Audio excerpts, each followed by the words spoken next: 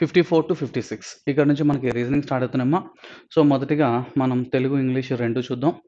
So రెండు చూద్దామా. మొదటిగా ఇంగ్లీష్ గురించి చెప్పి ఆ తర్వాత తెలుగు కూడా తీసుకొస్తాను. Study the following information carefully and answer the given questions. 8 persons JKLMNOPQ are sitting around a circular table facing the center with equal distances between each other but not necessarily in the same order. Each one of them is also related to n in some way or the other. మా మొత్తం 8 మంది ఉన్నారమ్మా. ఈ 8 మంది ఒక వృత్తాకారపు బల్లపైన కూర్చోవడం జరిగింది. అయితే వారందరిలో కూడా 8 మంది ఒకరికొకరు బంధువులు. వారందరూ కూడా ఎన్ అనే వాళ్ళ యొక్క కుటుంబ సభ్యులు. 8 మంది వ్యక్తులు జే టు క్యూ ఒక వృత్తంలో కేంద్రం వైపు తిరిగి సమాన దూరాలలో కూర్చున్నారు. కానీ అదే క్రమంలో అవసరం లేదు. అంటే జేకేఎల్ఎంఎన్ఓ పీక్యూ అలాగే ఉండాల్సిన అవసరం లేదు. వారిలో ప్రతి ఒక్కరు కూడా ఏదో ఒక విధంగా లేదా మరొక విధంగా ఎంతో బంధుత్వం కలిగి ఉన్నారు. సో ఏదో ఒక రిలేషన్ని కలిగి ఉన్నారు. అదేంటనేది మనం ఇక్కడ చెప్పాల్సి ఉంటుందమ్మా. సో మొదటిగా మనం పాయింట్స్ చూద్దామా. K is third to the left of N. K అనేవాడు third to the left of N అంట. ముందుగా మనకి ఇచ్చిన పాయింట్స్ని మనం ఎలా రాసుకోవాలి చూద్దామా. K sits third to the left of N. N అనే పర్సన్కి థర్డ్ లెఫ్ట్లో కే ఉండాలి. తర్వాత only one person sits between N and Q. N మరియు క్యూల మధ్య కేవలం ఒక్కరంటే ఒక్కరే ఉండాలి. అమ్మా ఎన్ మరియు క్యూల మధ్య ఒక్కరే ఉండాలని చెప్పాడే కానీ అది ఎన్కి కుడి చేతి వైపా ఎడమ చేతి వైపా అనేది మనకి ఎక్కడ కూడా మెన్షన్ చేయలేదు. కాబట్టి ఎన్ క్యూ ఆర్ క్యూఎన్ రెండు చెప్పాల్సిందే మనం. ఓకేనా. So next N's sister sits to the immediate right of Q.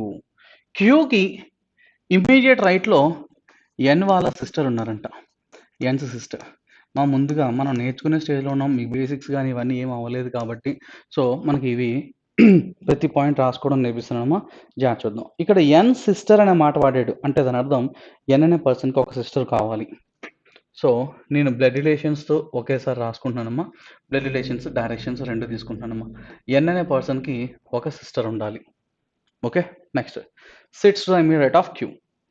Next only 2 persons sits between N's sister and N's mother. N sister మరియు వాళ్ళ మదర్కి కేవలం ఇద్దరు వ్యక్తులు ఉండాలి.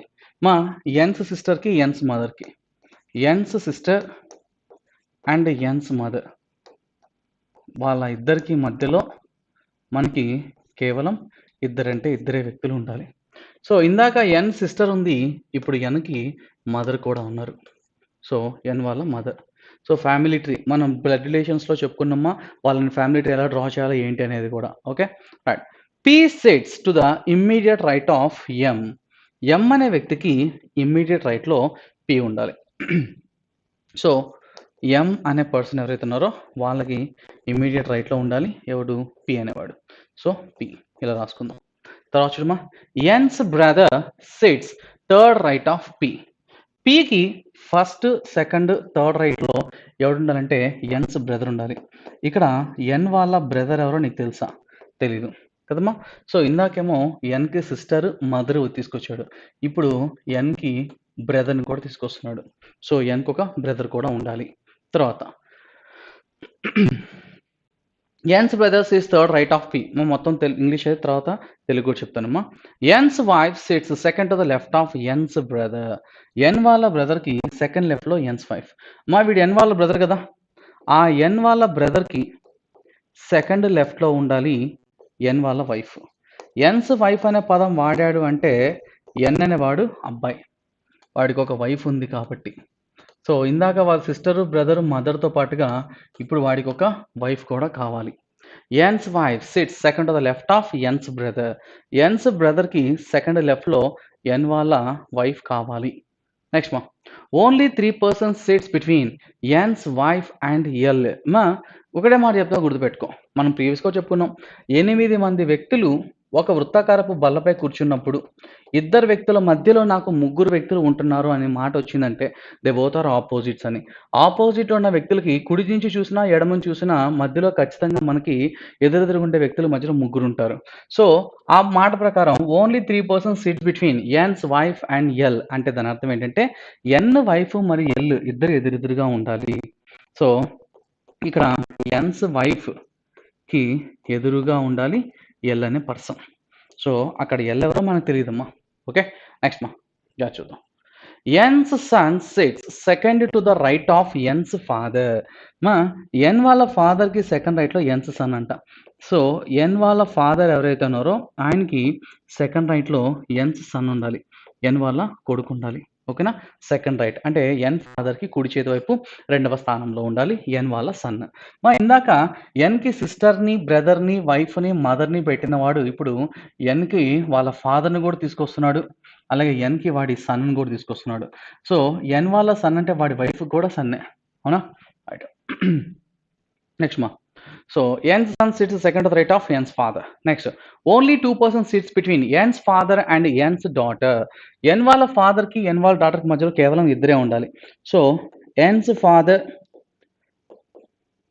అలాగే ఎన్స్ డాటర్ మధ్యలో కేవలం ఇద్దరంటే ఇద్దరే ఉండాలి. ఇందాక డాటర్ గురించి మనం మాట్లాడుకోలేదా? ఇప్పుడు డాటర్ కూడా వస్తది. సో, ఎన్ వాళ్ళ డాటర్ అంటే వాళ్ళ కొడుకుకి సిబ్లింగ్. కాబట్టి సిబ్లింగ్ సైన్ వాడుకుంటాం. ఓకే. నెక్స్ట్ మనకు కావాల్సిన 8 మంది వచ్చారు చూడు. 1, 2, 3, 4, 5, 6, 7, 8. మనకు కావాల్సినటువంటి 8 మంది వచ్చేసారమ్మా. నెక్స్ట్ ఏమంటున్నాడు చూడమ్మా. So, N's son sits second to the right of N's father. Next only 2 persons in between N's father and N's daughter అయిపోయింది. M who is N's daughter. M ఎవరంటే ఎన్ వాళ్ళ డాటర్ అని అర్థం. ఎం హూ ఈజ్ హూ అంటే ఎప్పుడు దాని ముందున్నటువంటి వ్యక్తి గురించి మాట్లాడుతుంది. అంటే M is N's daughter and sits అంటే ఇప్పుడు మళ్ళీ మొదటి వ్యక్తి ఎం గురించి. M is immediate right of ఎన్.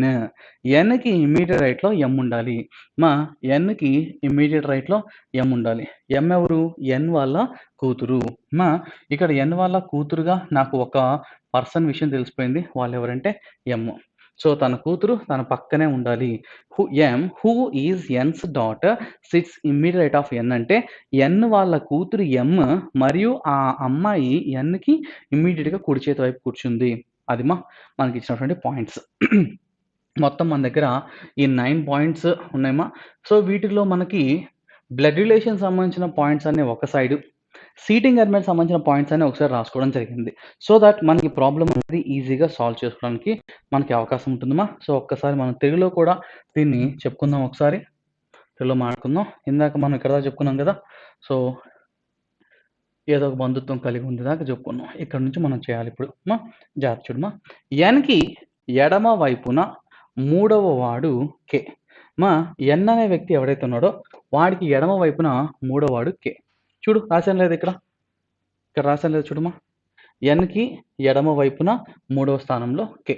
తర్వాత ఎన్ మరియు క్యూల మధ్య ఒక్క వ్యక్తి మాత్రమే కూర్చున్నాడు. Between N and Q. ఎన్‌కి, క్యూకి మధ్య కేవలం ఒక్కడే కూర్చున్నాడు. వాళ్ళిద్దరి మధ్యలో ఒకడు ఉన్నాడని చెప్పాడు కానీ, వాడు ఎన్ అనేవాడు క్యూకి రైట్ సైడ్ ఉండాలని కానీ, క్యూకి లెఫ్ట్ సైడ్ ఉండాలని కానీ ఎక్కడ కూడా మనకు మెన్షన్ చేయలేదు. కాబట్టి 2 తీసుకోవాల్సిందే మనం. So, ఎన్‌క్యూఆర్ QN. క్యూకి కుడి పక్కనే ఎన్ యొక్క సోదరి కూర్చున్నారు. క్యూకి కుడి పక్కన అంటే కుడి ప్రక్కన అంటే ఇమ్మీడియేట్ రైట్ అని. సో, క్యూకి కుడి పక్కన ఎన్ వాళ్ళ సోదరి. క్యూకి వెంటనే కుడి చేతి వైపు ఎవరుండాలంటే ఎన్ వాళ్ళ సోదరి, ఎన్ వాళ్ళ సిస్టర్ ఉండాలి. ఓకేనా? నెక్స్ట్ ఎన్ యొక్క తల్లి మరియు ఎన్ యొక్క సోదరికి మధ్య ఇద్దరు వ్యక్తులు మాత్రమే కూర్చున్నారు. ఎన్ వాళ్ళ మదర్, ఎన్ వాళ్ళ సిస్టర్ వాళ్ళిద్దరి మధ్యలో కేవలం ఇద్దరంటే ఇద్దరే కూర్చున్నారు. ఎన్ వాళ్ళ అమ్మగారికి, ఎన్ వాళ్ళ సోదరికి మధ్యలో కేవలం ఇద్దరు మాత్రమే కూర్చోవాలి. సరిపోయినారా? నెక్స్ట్ ఎన్ యొక్క తల్లికి కుడి ప్రక్కనే జే కూర్చుంటాడు. ఎన్ వాళ్ళ తల్లి ఎవరిక్కడ? ఎన్స్ మదర్. ఎన్స్ మదర్‌కి కుడి ప్రక్కనే జే ఉండాలి.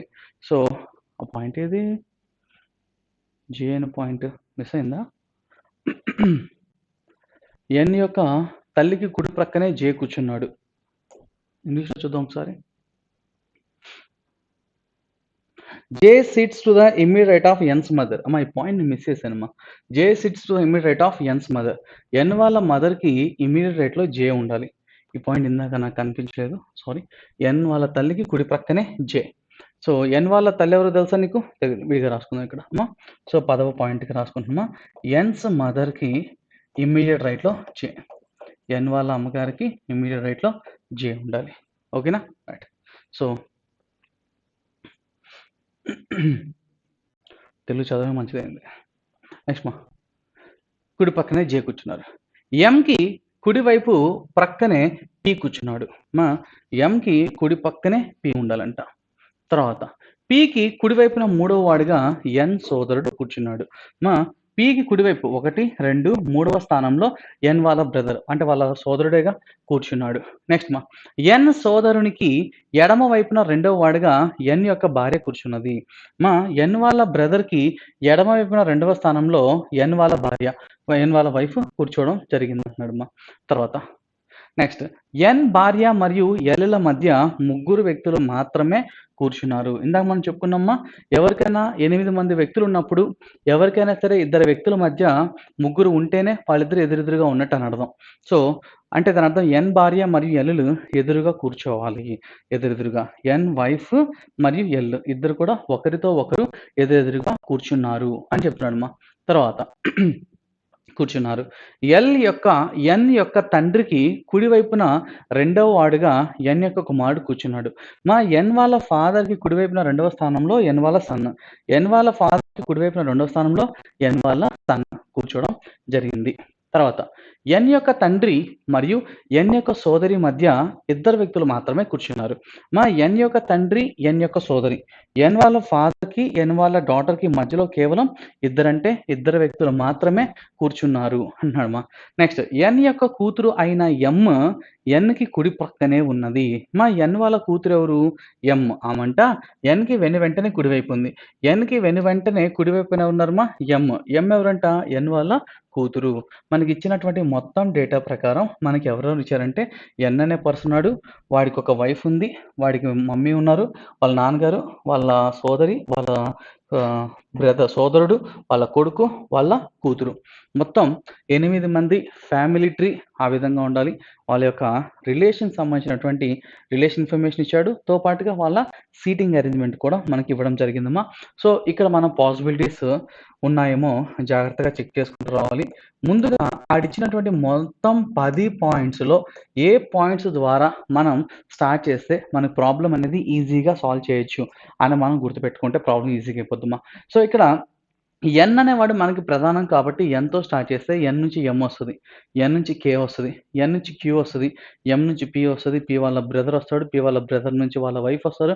ఇలా మొత్తం వచ్చేస్తారు. సో, మొదట మనం పట్టుకోవాల్సింది ఎవరినంటే ఎన్ అనేవాడిని పట్టుకోవాలి. మనం ఎవరినైతే పట్టుకోవాలనుకుంటున్నామో వాడిని మన దగ్గర నుంచి ప్రారంభించాల్సిన అవసరం ఉంటుందమ్మా. ఎన్ అనేవాడు మన దగ్గర నుంచి స్టార్ట్ చేద్దాం.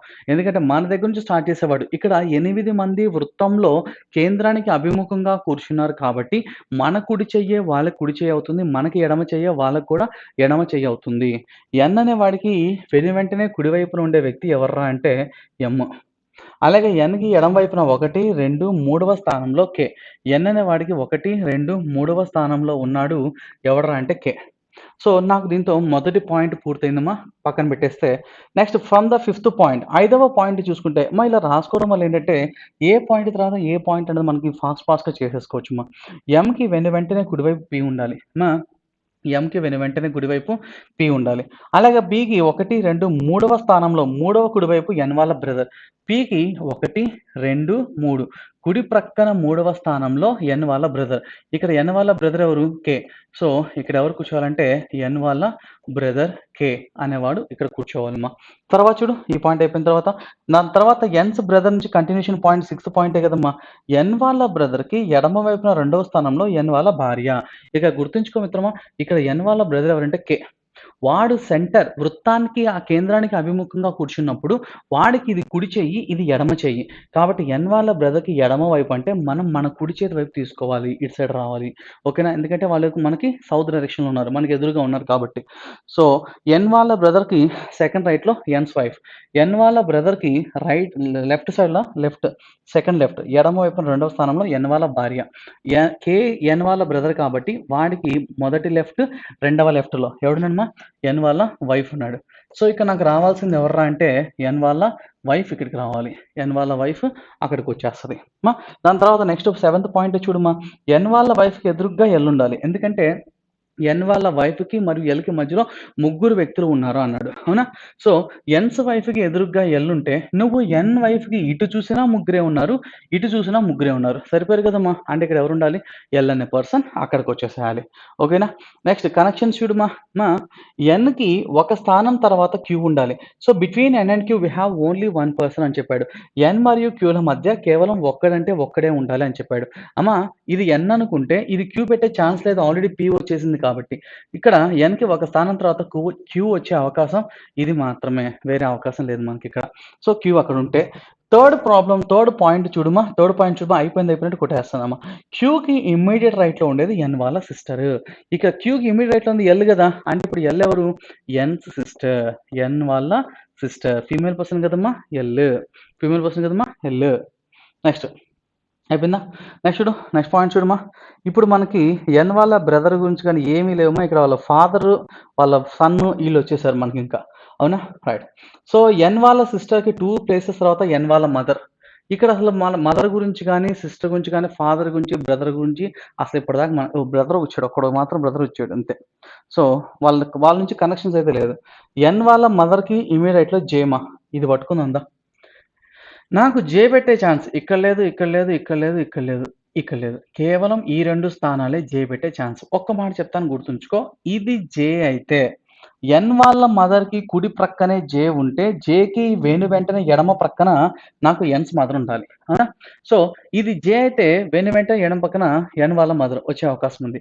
కానీ ఇది జే అయితే ఇది ఎడమ వైపున ఎవరున్నారు ఆల్రెడీ? ఎన్స్ వైఫ్ ఉంది. మనకి జేకి వెంటనే ఎడమ ప్రక్కన ఎన్ వాళ్ళ అమ్మగారు ఉండాలి.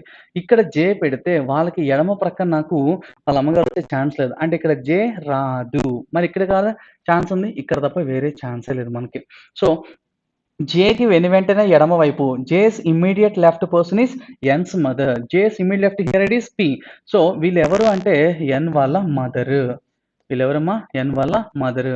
మదర్ కాబట్టి ఫీమేల్. వైఫ్ కాబట్టి ఫీమేల్ పర్సన్ మైనస్. ఓకేనా? ఎన్ వాళ్ళ అమ్మగారు వచ్చేసారా ఇప్పుడు మనకు?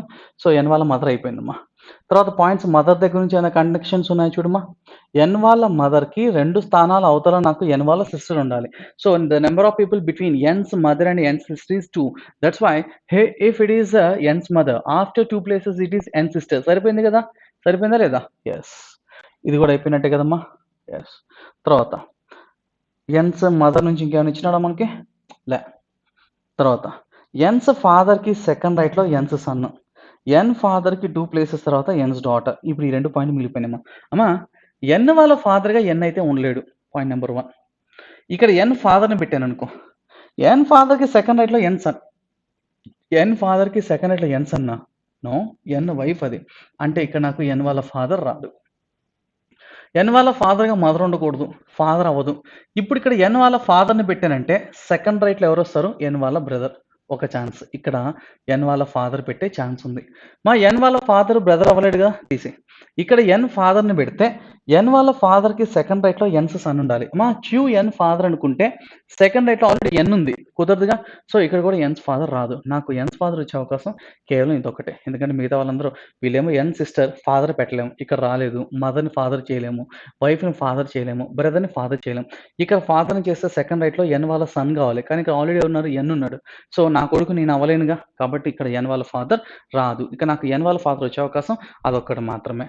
సో, ఇక్కడ ఉండేది ఎవడైనా సరే వాడెవడంటే ఎన్ వాళ్ళ ఫాదర్. వాళ్ళ నాయన. వాళ్ళ ఫాదర్. ఎన్ వాళ్ళ ఫాదర్‌కి కుడి ప్రక్కన రెండవ స్థానంలో ఎన్ వాళ్ళ ఫాదర్‌కి కుడివైపు రెండవ స్థానంలో ఎన్ వాళ్ళ సన్. గుర్తుపెట్టుకో, వీళ్ళు సెంటర్‌ని ఫేస్ చేసినప్పుడు వాడికి ఇది కుడి ప్రక్కన ఇది అవుతుందమ్మా. సో, ఇక్కడ ఎవరు రావాలంటే ఎన్స్ సన్ రావాలి ఇక్కడికి. ఇక్కడికి ఎవరు రావాలంటే ఎన్ వాళ్ళ సన్ రావాలి. ఇక్కడికి ఎన్ సన్ వచ్చేస్తాడు. ఆ తర్వాత చూడమ్మా, ఎన్ వాళ్ళ ఫాదర్‌కి 2 స్థానాల తర్వాత ఎన్ వాళ్ళ డాటర్ ఉండాలి. ఇక్కడ ఎన్ వాళ్ళ ఫాదర్ ఉంటే 2 స్థానాల తర్వాత ఎన్ డాటర్ ఎం వచ్చే ఛాన్స్ ఉంది. ఎన్ వాళ్ళ ఫాదర్‌కి 2 స్థానాల తర్వాత ఎన్ డాటర్ వస్తదా? కాదు. ఎందుకంటే ఇక్కడ ఆల్రెడీ ఉంది ఎన్ వాళ్ళ సిస్టర్. కాబట్టి ఇటువైపు ఛాన్స్ లేదు. ఇటు సైడ్ ఛాన్స్ ఉంది. అమ్మ ఎన్ వాళ్ళ ఫాదర్‌కి 2 స్థానాల తర్వాత ఎన్స్ సిస్టర్ ఉండాలని చెప్పాడే గానీ, అది కుడి ప్రక్కన లేకపోతే ఎడమ ప్రక్కన అనేది మనకెక్కడ కూడా చెప్పలేదమ్మా. సో, ఎన్ ఫాదర్‌కి 2 స్థానాల తర్వాత ఎన్ వాళ్ళ డాటర్ ఎం ఉండాలి అని చెప్పాడు. చెప్పాడా లేదా? యెస్. సో, నాకు మిగిలిపోయిన అక్షరం చూడమ్మా. M, N, O, P. మా ఓ అనేది ఇంకా రాలేదనుకుంటా కదా మన దగ్గరికి. So, M N, O P, Q R S, L, O, O, O. ఆ ఓ ఎవర్రా అంటే ఎన్ వాళ్ళ ఫాదర్. నాకు అందరూ వచ్చేసారు చూడు. ఎన్ అనేవాడు వచ్చాడు. వాళ్ళ కూతురు ఎవరు? ఎం. చూడు, ఎన్ వాళ్ళ కూతురు ఎం. తర్వాత ఎన్ వాళ్ళ అమ్మగారు ఎవరు? పి. అంటే అమ్మ స్థానంలో ఇక్కడ ఎవరిని పెట్టుకుంటాం? పి. వాళ్ళ అమ్మగారు పి. పి ఇక్కడ పి వచ్చేస్తది. తర్వాత ఇక్కడ ఉంది ఎవరు? ఎన్ వాళ్ళ వైఫ్ జే. ఇక్కడ ఎన్‌కి భార్య ఎవరమ్మా? జే. ఇక్కడికి ఎవరొస్తారు? జే రావాలి. తర్వాత ఎన్ వాళ్ళ ఫాదర్ ఎవరు? ఓ. ఎన్ వాళ్ళ అమ్మగారేమో పి. వాళ్ళ నాన్నగారు ఎవరు? ఓ. తర్వాత ఎన్ వాళ్ళ బ్రదర్ కే. ఎన్ వాళ్ళ సిస్టర్, ఎన్ వాళ్ళ బ్రదర్. ఇక్కడ ఎవడమ్మా? కే. వాళ్ళ బ్రదర్ కాబట్టి. తర్వాత ఎన్ వాళ్ళ సన్ ఎవరమ్మా? క్యూ. ఇక్కడ ఎన్ వాళ్ళ కూతురు ఎమ్, వాళ్ళ డాటర్ వాళ్ళ కొడుకు ఎవరంటే క్యూ. వాళ్ళ సన్. తర్వాత ఎన్ వాళ్ళ సిస్టర్ ఎవరు? ఎల్. ఎన్ వాళ్ళ సిస్టర్ ఎవరమ్మా? ఎల్. చూడు, మనకు కావాల్సిన అన్నీ వచ్చేసాయి. సో, మనకు కావాల్సిన బ్లడ్ రిలేషన్ వచ్చింది. మనకు కావాల్సినటువంటి సిట్టింగ్ ఎలిమెంట్ కూడా వచ్చేసింది. సో, వీటిని యూజ్ చేసుకొని ఇప్పుడు మనం వాడు అడిగిన క్వెషన్స్‌కి ఆన్సర్స్ చేద్దామా. సో, వాడు కాంబినేషన్ ఇచ్చినాడు కాబట్టి, వాడు బ్లడ్ రిలేషన్ ప్రకారం అడుగుతున్నాడా? సీటింగ్ ఎలిమెంట్ ప్రకారం అడుగుతున్నాడా? మనం చక్కగా జాగ్రత్తగా చూసుకోవాలి. క్వెషన్‌లోకెళ్ళిపోదాం. 54. Who among us the following is the son of జే?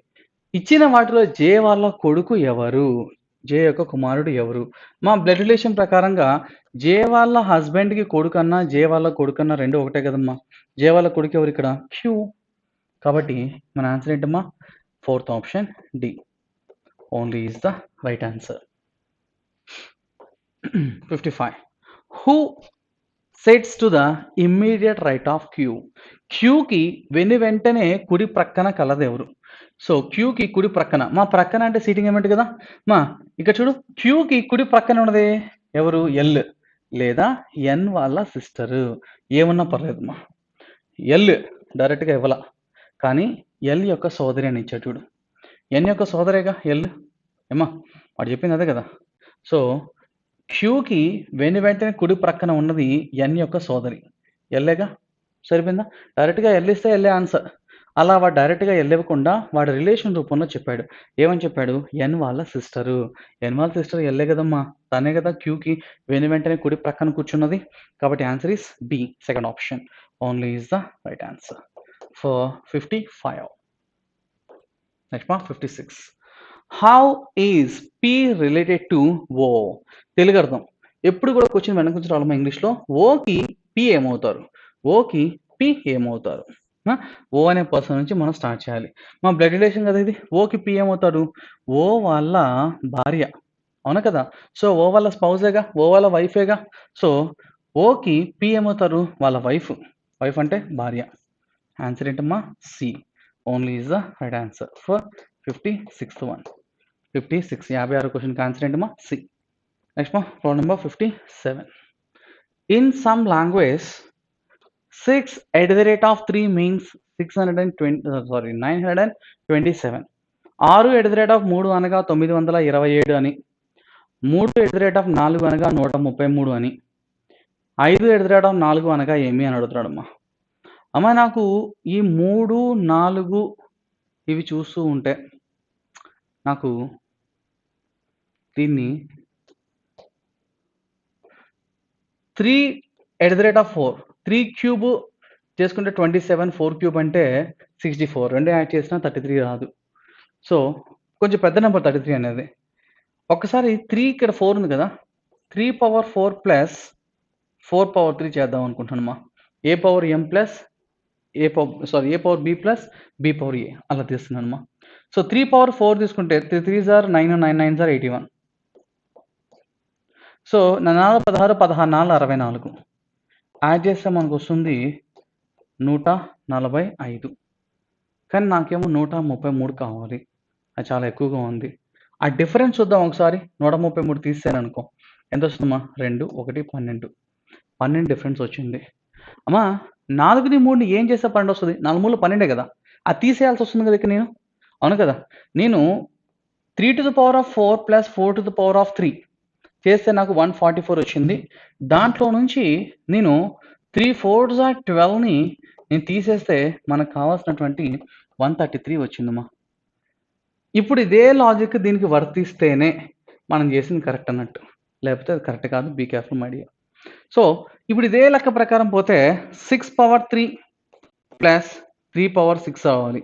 అమ్మా ఒకసారి 6 క్యూబ్ తీసుకుంటే గనక 216 216 ప్లస్ అమ్మా 3/6 అంటే 3ని 6 సార్లు హెచ్ వేయండమ్మా. 3 మూలు 9, 9 మూలు 27. అలాగే ఇంకొక 3 టైమ్స్ మనం హెచ్ వేస్తే ఇంకొక 27 వస్తది. అవునా కదా! సో, 27 ఇంటూ 27గా 729 27 స్క్వేర్ 729. అమ్మా ఈ రెండిటిని మనం యాడ్ చేస్తే మనకు వస్తుందమ్మా 15, 1, 3, 4, 7, 9 945. కానీ నాకు కావాల్సిందేమో 927. వాటి మధ్య డిఫరెన్స్ ఎంతో చూద్దామా? వ్యత్యాసం చూద్దామా? 927కి దానికి మధ్య వ్యత్యాసం 14, 15, 8. 3లోని తీసేస్తే 1, 18. అమ్మా 6ని 3ని ఏం చేస్తే 18 వస్తదంటే 6 మూలలో 18 కదమ్మా! సో, సేమ్ టు సేమ్ అదే లాజిక్ వర్తించింది ఇక్కడ కూడా. అవునా? So, a⁴b plus b⁴a minus a into b ఇది లాజిక్. సో, ఈ రెండిటికి సేమ్ టు సేమ్ ఒకటే లాజిక్ వర్తించింది కాబట్టి ఇప్పుడు మనం డైరెక్ట్‌గా 5కి 4 దగ్గర వెళ్ళిపోదామమ్మా. సో, 5కి 4 తీసేసుకుంటే ఓకే. సో, మనం ఏం చేయాలి ఇప్పుడు? ఇక్కడ రాసుకుందామా. మనం ఏం చేయాలి ఇప్పుడు? 5⁴ ప్లస్ 4⁴ చేసుకోవాలి. ఆ ప్లస్ మైనస్ వచ్చిన దానికి 4 5 20ని తీసివేయాలి. అవునా? సో, 5⁴ అంటే 5 స్క్వేర్ 25. 25 25 625. 625 ప్లస్ 4⁴. 4⁴ అంటే 4ని 5 సార్లు హెచ్ వేయాలి. సో, 4ని 5 సార్లు 4 16 64 64 నాలుగులు 25 into 4 that is equal to 24 22 2 10 1024. So 10 24 అమ్మ రెండింటిని యాడ్ చేసి ఒకసారి యాడ్ చేస్తే మనకు వస్తుంది 9 4 6 1. దాంట్లో నుంచి మైనస్ 5 4 20 తీసేయాలి కదమ్మా. సో 20ది మనం తీసేస్తే మనకు వస్తుంది 1629 సరిపోయింది ఆన్సర్. ఎక్కడుందమ్మా? బి సెకండ్ ఆప్షన్లో ఉంది. Answer is B only is the right answer. గుర్తుపెట్టుకో, నువ్వు అప్లై చేయాలనుకుంటున్న లాజిక్ అనేది అక్కడ ఇచ్చినటువంటి 3 నెంబర్లకి సెట్ అయితేనే సరిపోతేనే నువ్వు చేసిన కరెక్ట్. లేకపోతే అది కరెక్ట్ కాదు. గుర్తుపెట్టుకో. నెక్స్ట్ మా ప్రాబ్లం నెంబర్ 58 to 61. క్రింది శ్రేణిలో ప్రశ్న గుర్తుగా దగ్గర వచ్చేదాన్ని గుర్తించండి. ఒరిజినల్గా సిరీస్ అంటే ప్రతి లెటర్కి నెక్స్ట్ వచ్చే లెటర్తో ఒక సీక్వెన్షియల్ ఆర్డర్ అనేది ఉండాలి. ఇక్కడ నువ్వు చూసుకుంటే దేనికి దేంతో సంబంధం లేదమ్మా, except first and last letters తప్ప. ఇక్కడ వాడు ఇచ్చినటువంటి రీబుక్ అనేటువంటి ఈ పదంలో చివరి అక్షరం ఈ, ఈ పదంలో మొదటి అక్షరం ఈ. అలాగే ఎం బ్యాంక్ అనే పదంలో చివరి అక్షరం కే, కిచెన్ అనే దాంట్లో మొదటి అక్షరం కే. సో ప్రీవియస్ అక్షరం ఏ లెటర్తో ఎండ్ అవుతుందో తర్వాత వచ్చే ప్రీవియస్ పదాలు ఏ అక్షరంతో ఎండ్ అవుతున్నాయో తర్వాత వచ్చే పదాలు అదే అక్షరంతో స్టార్ట్ అవుతున్నాయి. అలాగే కేతో ఎండ్ అయింది, కేతో స్టార్ట్ అయింది. ఎన్తో ఎండ్ అయింది, ఎన్తో స్టార్ట్ అయింది. సో తర్వాత ఏంటమ్మా, ఎల్తో ఎండ్ అయింది కాబట్టి ఎల్తోనే స్టార్ట్ అవ్వాలి. మనకి ఆప్షన్స్ చూస్తే ఎల్తో స్టార్ట్ అయిన ఆప్షన్ ఒకటే. ఇటువంటి లాజిక్ ఇచ్చినప్పుడు వాడు మోర్ దాన్ 1 ఆప్షన్స్లో ఎల్ ఇచ్చే అవకాశమే లేదు, ఉండదు, ఉండకూడదు, ఇవ్వకూడదు. ఎందుకంటే మిగతా దానికి లాజిక్ ఏం లేదండి. సో ప్రీవియస్ ముందు ఉండే పదంలో ఏదైతే అక్షరం ఎండ్ అవుతుందో అదే అక్షరంతో తర్వాత పదాలు ప్రారంభం అవుతున్నాయి. కాబట్టి మిగతా వాటితో లాజిక్ ఏం లేదు కాబట్టి వాడు ఖచ్చితంగా ఆప్షన్స్లో ఒకటే ఎల్ ఇస్తాడు. Don't worry. So answer is option C. Next 4, 5, 10.5, 26, 72. మా ఈ సంఖ్యలను చూస్తుంటే నెక్స్ట్ వచ్చేది శ్రేణిలో తర్వాత వచ్చే శ్రేణి కనుక్కోమంటాడు మా. ముందుగా ఈ సంఖ్యల మధ్య వ్యత్యాసం నార్మలా, అబ్నార్మల్ అంటే ఖచ్చితంగా అబ్నార్మల్. అదేంటి చాలా లేవు గదా! అంటే 10.5 వచ్చింది. అంటే పాయింట్ వాల్యూస్ వస్తుంటే one of the logic multiplications ఉంటాయి. లేదా n² + n/2, n² - n/2 అలాంటి లాజిక్స్ ఉంటాయి. అమ్మా ఇక్కడ చూస్తే పెద్ద సంఖ్యలైతే లేవు కానీ మల్టిప్లికేషన్ పెట్టే ఛాన్సెస్ అయితే ఉన్నాయి. సో 10.5 ఇక్కడ వస్తుంది 26, ఇక్కడ 72, తర్వాత వచ్చేది ఎవరు అని అడుగుతున్నాడు కదా! అమ్మా 4, 5గా మారాలి అంటే వాటి మధ్య వ్యత్యాసం 1. ఇక్కడ వ్యత్యాసం ఎంతొచ్చింది? 5.5 వచ్చింది. ఇక్కడ వ్యత్యాసం కనీసం డబల్ చేసే ఛాన్సెస్ వస్తూ ఉన్నాయి కదా! సో డిఫరెన్సెస్ కాదు. ఖచ్చితంగా మల్టిప్లికేషన్స్ చేసుకోవాలి మనం. మల్టిప్లికేషన్స్ చూద్దాం ఒకసారి. అమ్మా 4, 5గా మారాలి అంటే 4 1 4 ప్లస్ 1. 5 10.5గా మారాలి అంటే 5 2 10 ప్లస్ 0.5. 10.5 26గా మారాలి అంటే 10.5. అమ్మా ఇది 1, ఇది 2 అయితే ఇది 3 కదా అవ్వాలి. ఆ లెక్కన 30 దాటిపోద్ది, 32. కానీ అక్కడ అదంతా లేదు. అంటే ఈ లాజిక్ కూడా కాదు. సో వాడు ఇంటూ 1 ఇంటూ 2 కాదు. సరే ఇంటూ 2 కాకపోతే మధ్యలో ఇంటూ 0.5 ఉందిగా, అలా ఆలోచన చేసుకోవచ్చుగా. అమ్మా 4 1s are 4 + 1 5 అమ్మా. 5 వచ్చిందమ్మా. చూద్దాం. అలాగే 5ని నేను 1.5తో హెచ్ వేసాననుకో 15 5s are 7.5. That means 7.5. నాకేమో 10.5 కావాలి అంటే +3. 3 యాడ్ చేసాడు. అమ్మా ఇంటూ 1 + 1 5 అమ్మా. ఇంటూ 1.5 + 3 అమ్మా. That is equal to 10.5. అమ్మా తర్వాత చూద్దాం. ఇప్పుడు 10.5 కదా మనకు కావాలి. సో 1 1.5 తర్వాత 2 చేసామనుకో 10.5 × 2 అంటే 21. కానీ నాకు కావాలి 26 అంటే 5 యాడ్ చేసాడు. అంటే దట్ ఈస్ ఈక్వల్ టు 26. జాగ్రత్త క్లియర్‌గా అబ్జర్వ్ చేయి. 1 1.5 2 +1 +3 +5 ఆ తర్వాత 26 ఇంటూ 1 1.5 2 తర్వాత మనకు రావాలి 2.5. 26ని మనం 2.5తో హెచ్ వేస్తే 26 2s are 52. 26/2 అంటే 13. యాడ్ చేస్తే మనకు వస్తుంది 65. సో నాకుందేమో అక్కడ 72. అమ్మా 65కి 7 యాడ్ చేస్తే 72 వస్తుందమ్మా కదా! నువ్వు క్లియర్‌గా చూడమ్మా. వాడు ప్రతిసారి ఇంక్రీజింగ్ ఆర్డర్‌లో 1 1.5 2 2.5 ఆ తర్వాత రావాలి ఇంటూ 3. 72 into 3 plus 1 3 5 7. ఇవన్నీ కూడా బేస్ సంఖ్యలు కదా, ఆడ్ నెంబర్స్ కదమ్మా. 1 3 5 7 తర్వాత రావాలి 9. సో దాన్ని మనం యాడ్ చేసుకుంటే అమ్మా 3 2 6 7 3 21. దానికి మనం ఏం చేద్దాం, 9ని కలుపుదాం. అలా కలపడం ద్వారా మనకు వస్తుంది 225. కాబట్టి మన ఆన్సర్ 225 ఉందా ఆప్షన్‌లో? యెస్. కాబట్టి మన ఆన్సర్ ఏంటమ్మా? B. Second option only is the right answer. గుర్తుపెట్టుకో, నువ్వు అనుకున్న లాజిక్ అనేది అక్కడ లేకపోతే వేరే లాజిక్స్ వెళ్ళిపోతా ఉండాలి. సో మొదటగా నేను డిఫరెన్స్‌లో చూసానమ్మా. డిఫరెన్స్ కొంచెమే ప్లస్ ఏమో అనుకున్నాను. ప్లస్ చూస్తే అసలు ఆర్డర్ లేకుండా పోయింది. సో మల్టిప్లికేషన్స్ అని చెప్పేసి ఇంటూ 1 ఇంటూ 2 ఇంటూ 3 చేస్తుంటేనేమో 10.5 తర్వాత ఇంటూ 2 చేసే అవకాశాలు అక్కడ రావట్ల నాకు. సో మైనస్ చేయాల్సొస్తుంది మళ్ళీ. కాబట్టి నాకు లాజిక్ సెట్ అవ్వలేదు. సో నేను మళ్ళీ 1 1.5 టు 2.5 అలా వెళ్ళడం జరిగింది. సో దాని ప్రకారంగా వాడేం చేస్తున్నాడంటే హెచ్ వేస్తున్నాడు. ప్రతి నంబర్‌ని కూడా 1 1.5 2 2.5 3 3.5 అలాగా హెచ్ వేసిన తర్వాత వచ్చిన సంఖ్యకి 1 3 5 7 9 అనే బేస్ సంఖ్యల్ని కలుపుకుంటూ పోతున్నాడు. సో తద్వారా మనకొచ్చిన answer 225. Answer is B. Problem number 60. Next 6 6 16 40 108. ఈ సంఖ్యలు చూస్తే 6 16 40 108 డాష్. ఆ సంఖ్యల మధ్య వ్యత్యాసం అమ్మా 40 108 అయిందమ్మా. అంటే 68 ఇంక్రీజ్ అయింది. మల్టిప్లై చేయొచ్చు. 16 40 మల్టిప్లై చేయొచ్చు. ఒకసారి మల్టిప్లై చేసి చూస్తే 6 1s are 6 plus 0 6. 6 2s are 12 plus 4 16. 16 3 48 minus 8. ఇవి రెండు ప్లస్‌లో ఉండి ఇది మైనస్ చాలా వరస్ట్‌గా ఉంటది. సో అలాంటి లాజిక్ ఉండదు. కాబట్టి ఇది హెచ్ వేసింది కాదు. సో హెచ్ వేసింది కాదు. మన డిఫరెన్సెస్ గమనిద్దాం ఒకసారి. ఈ రెండిటి మధ్య డిఫరెన్స్ ఎంతరా అంటే 0. ఈ రెండిటి మధ్య వ్యత్యాసం ఎంతరా అంటే 10. ఈ రెండిటి మధ్య వ్యత్యాసం ఎంతరా అంటే 10లోంచి 6 తీస్తే 4, 3లోంచి 1 తీసేస్తే 2. ఈ రెండి మధ్య వ్యత్యాసం ఎంతమ్మా? 6, 8, 68. అమ్మా ఆ సంఖ్యలను చూస్తూ ఉంటే మనం క్లాస్‌లో నంబర్ సిరీస్ చెప్పుకునేటప్పుడు ఒక టేబుల్ చెప్తాను. సో, ఆ టేబుల్‌లో n² + n, n³ + n, n² + n/2, n² - 1/2 అని లాజిక్ చెప్తాం. ఆ లాజిక్స్ దగ్గరలో ఉంది చూడు.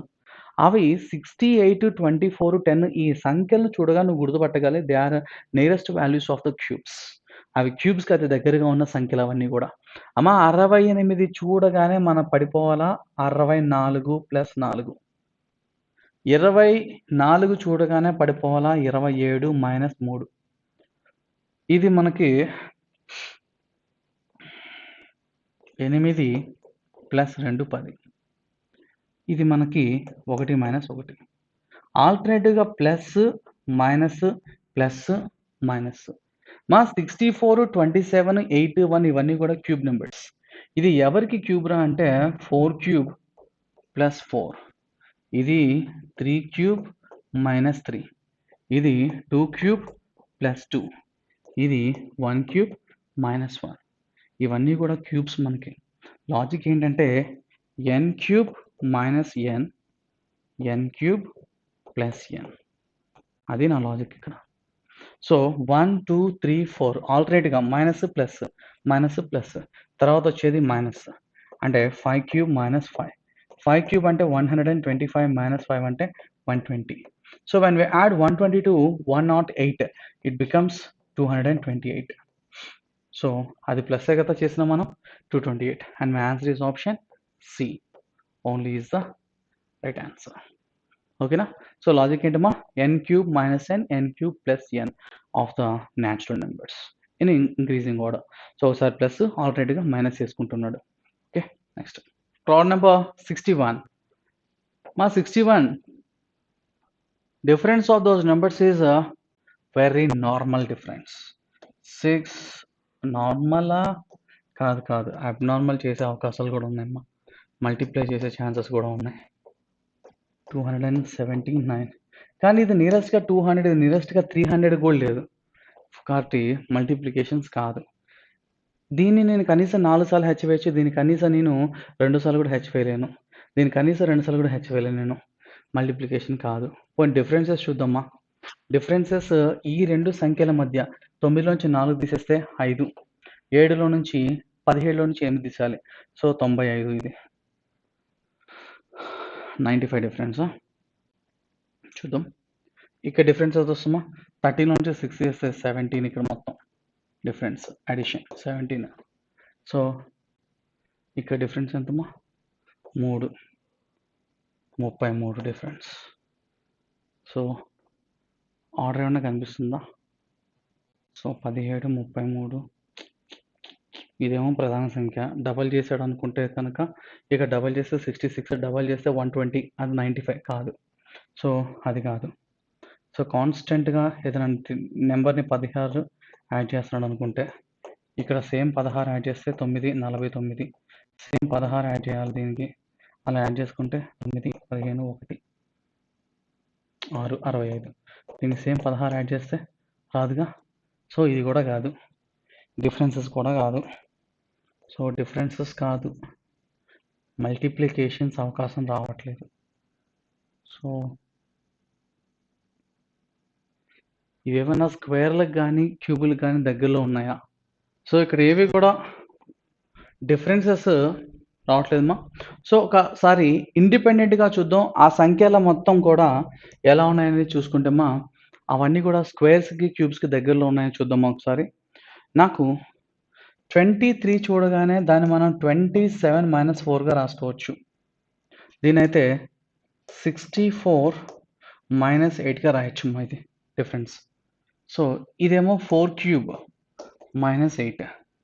ఇది 3³ - 4. దీన్ని మనం 8 - 2గా రాయొచ్చమ్మా. అంటే 2³ - 2. అమ్మా ఇది 2, ఇది 3, ఇది 4. తర్వాత రావాలి 5³ - మా 2 డబల్ చేస్తే 4, 4 డబల్ చేస్తే 8, 8 డబల్ చేస్తే 16 కదా. సో 5 క్యూబ్ అంటే 125. దానికి 16 మనం సబ్ట్రాక్ట్ చేస్తే మనకు వస్తుంది 9, 109. సో ఆన్సర్ 109 రావాలి. ఆన్సర్ ఈజ్ ఆప్షన్ ఏ. అది చేసే ముందు, అది ఆన్సర్ పెట్టే ముందు అది కరెక్టా కాదా చెక్ చేయండి మనం. సో 125 మైనస్ 16 తీసేస్తే మనకు వస్తుంది 109. ఆ తర్వాత మనకి రావాలి 6 క్యూబ్ మైనస్ 2 డబల్ చేస్తే 4, 4 డబల్ చేస్తే 8, 8 డబల్ చేస్తే 16, 16 డబల్ చేస్తే 32 కదా. 6 క్యూబ్ 216 మైనస్ 32 సబ్ట్రాక్ట్ చేస్తే మనకు వస్తుంది 481. సో కరెక్ట్గా సరిపోయిందా? 11 నుంచి 3 8 సరిపోయింది, 194 సరిపోయిందా. So 216 minus 32 మైంది. ఆ తర్వాత వచ్చేది 7 క్యూబ్ మైనస్ 32 డబల్ చేసే మనం ప్రతిసారి కూడా 2 power 1, 2 square, 2 cube, 2 power 4, 2 power 5, 2 power 6, 2 power 6 అంటే ఇక్కడ 64. సో 7 క్యూబ్ అంటే 343 మైనస్ 64. మనం దాన్ని సబ్ట్రాక్ట్ చేద్దామా. 9, 13 నుంచి 6 తీసేస్తే 7, 279 సరిపోయిందా. ఎస్. కాబట్టి మన ఆన్సర్ ఏంటి? 109. And my answer is option A. Only is the right answer for 61. So గుర్తుపెట్టుకో, మనకి మిడిల్లో వాల్యూ కనుక్కోమని చెప్తున్నాడంటే మనం తీసుకున్నటువంటి లాజిక్ ద్వారా నెక్స్ట్ నెంబర్ అనేది మనకు ఖచ్చితంగా రావాలి. అలా వస్తే మనం చేసింది కరెక్ట్, లేకపోతే కరెక్ట్ కాదు. గుర్తుపెట్టుకో. 62. భిన్నమైన దాన్ని ఎంచుకోండి అన్నాడు. Choose the odd one out.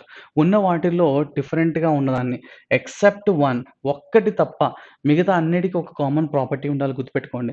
ఇక్కడ స్పెషల్ క్యారెక్టర్స్ కాదు మన ఆన్సర్స్. భిన్నంగా ఉండాలి అంటే మిగతా అందరికి కామన్ ప్రాపర్టీ ఉండాలి. దీని దానికి ఉండకూడదు. గుర్తుపెట్టుకో. ఇక్కడ ఇచ్చినటువంటి సంఖ్యల్లో నాకు 2 ఆడ్ నెంబర్స్ ఉన్నాయి, 2 ఈవెన్ నెంబర్స్ ఉన్నాయి. కాబట్టి ఆడ్ ఈవెన్ మనం చేయలేము. సో ఒక్కసారి డివిజిబిలిటీ రూల్ ప్రకారంగా సమ్ ఆఫ్ ద డిజిట్స్ చేసి చూద్దామా. 8 + 3 + 7 18. 18 అనేది మనకి 3తో డివైడ్ అవుతుంది కాబట్టి this is not a prime. So 9 + 7 + 2, 9 2s are 18. This is also divisible by 3 కాబట్టి it is not a prime. Actually even number కాబట్టి అసలు యాక్చువల్గా అది ప్రైమే కాదు అనుకో. 6 + 2 + 1 9. 9 అనేది 3తో ఎగ్జాక్ట్గా డివైడ్ అవుతుంది. సో ఇక్కడ 5 + 2 + 4 దట్ ఈజ్ ఈక్వల్ టు 11. 11తో 3తో డివైడ్ అవుతుందా అంటే అవ్వదు. సో ఎక్సెప్ట్ 524, 524 మినహా మిగిలినవన్నీ కూడా మిగిలిన అన్ని సంఖ్యలు 3చే నిశేషంగా భాగింపబడతాయి. 3చే భాగింపబడతాయి. సో ఒక్క 524 తప్ప మిగతా అన్ని భాగిస్తాయి. కాబట్టి ఆన్సర్ ఎవరంటే 524. Answer is option D. Only is the right answer. Okay. Next problem number 63 to 66. Data sufficiency. Decision making. Study the following information carefully and answer the questions given below. వాడు ఇచ్చిన డేటాను use చేసుకొని వాడు అడిగిన క్వశ్చన్కి సమాధానం చెప్పండి అని చెప్తున్నాడమ్మా. Following are the eligibility criteria for become a member of an exclusive club. మనకి లయన్స్ క్లబ్ అని ఆ క్లబ్ ఈ క్లబ్లు ఉంటాయి కదా. సో వాటిల్లో ఆ క్లబ్లో మెంబర్ అవ్వడానికి కొన్ని ఎలిజిబిలిటీస్ ఇస్తున్నాడమ్మా. ఆ ఎలిజిబిలిటీస్ ఏమిటి అంటే వాడు చెప్తున్నాడు కండిషన్స్ 1 నుంచి 5 వరకు ఉండే కండిషన్స్ ఇచ్చాడమ్మా. Number 1, the applicant should have annual income of at least 5 lakhs and should be able to pay one time membership fee 1 lakh rupee. So నువ్వు ఆ క్లబ్లో మెంబర్ అవ్వాలి అంటే నీ దగ్గర సంవత్సర ఆదాయం, ఫస్ట్ ఇంగ్లీష్ చెప్పి తర్వాత తెలుగు చెప్తానమ్మా. సంవత్సర ఆదాయం ఎలా ఉండాలి అంటే అట్లీస్ట్ 5 lakhs, అంటే మినిమం 5 lakhs ఉండాలి. And should be able to pay one time membership fee 1 lakh. So నువ్వు మొదటిగా మెంబర్షిప్ అవ్వాలి అనుకుంటే కనుక నీ యాన్యువల్ ఇన్కమ్, నీ ఇన్కమ్ అనేది సంవత్సర ఆదాయం, యాన్యువల్ ఇన్కమ్ అనేది నీకు 5 లక్షల రూపాయలు ఉండాలి. దాంతో పాటుగా నువ్వు వన్ టైం ఇన్వెస్ట్మెంట్గా నువ్వు పే చేయాలి 1 lakh rupee. సో అప్పుడు నీకు సభ్యత్వం దాంట్లో ఇస్తారు, క్లబ్ మెంబర్ నువ్వు అవ్వచ్చు దాంట్లో. రెండో కండిషన్ చెప్తున్నాడు ఒకవేళ అది కాకపోతే రెండోది ఏంటో చెప్తున్నాడు. The annual income and one time membership fee is relaxed up to 50% for former defense personnel.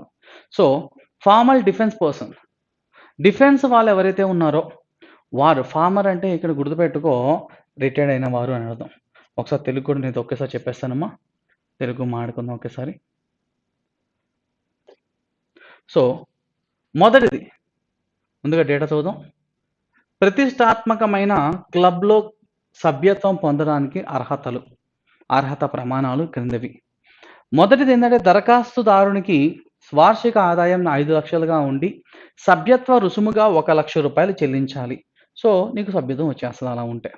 రెండవది, మాజీ రక్షణ సిబ్బందికి వార్షిక ఆదాయం మరియు సభ్యత్వ రుసుములో 50% వరకు సడలింపు ఉంటుంది.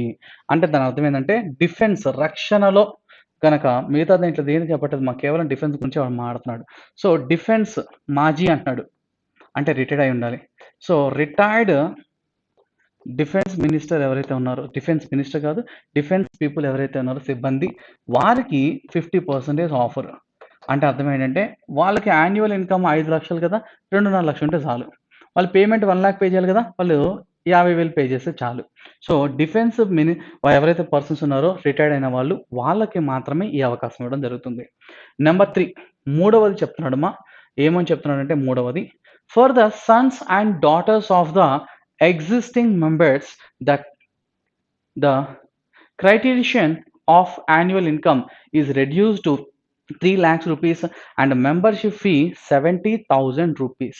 సో ఆల్రెడీ మన క్లబ్లో ఉన్నటువంటి ఆల్రెడీ ఉన్నవారు ఎవరైతే ఉన్నారో వాళ్ళ పిల్లలు లేదా అదే వాళ్ళ పిల్లలు కొడుకు లేదా కూతురు వాళ్ళు కనుక సభ్యత్వం తీసుకోవాలనుకుంటే కనుక అప్పుడు ప్రస్తుత సభ్యుల కుమారులు మరియు కుమార్తెల వార్షిక ఆదాయ ప్రమాణం 3 లక్షలు ఉండి సభ్యత్వ రుసుము 70,000 చెల్లించాలి.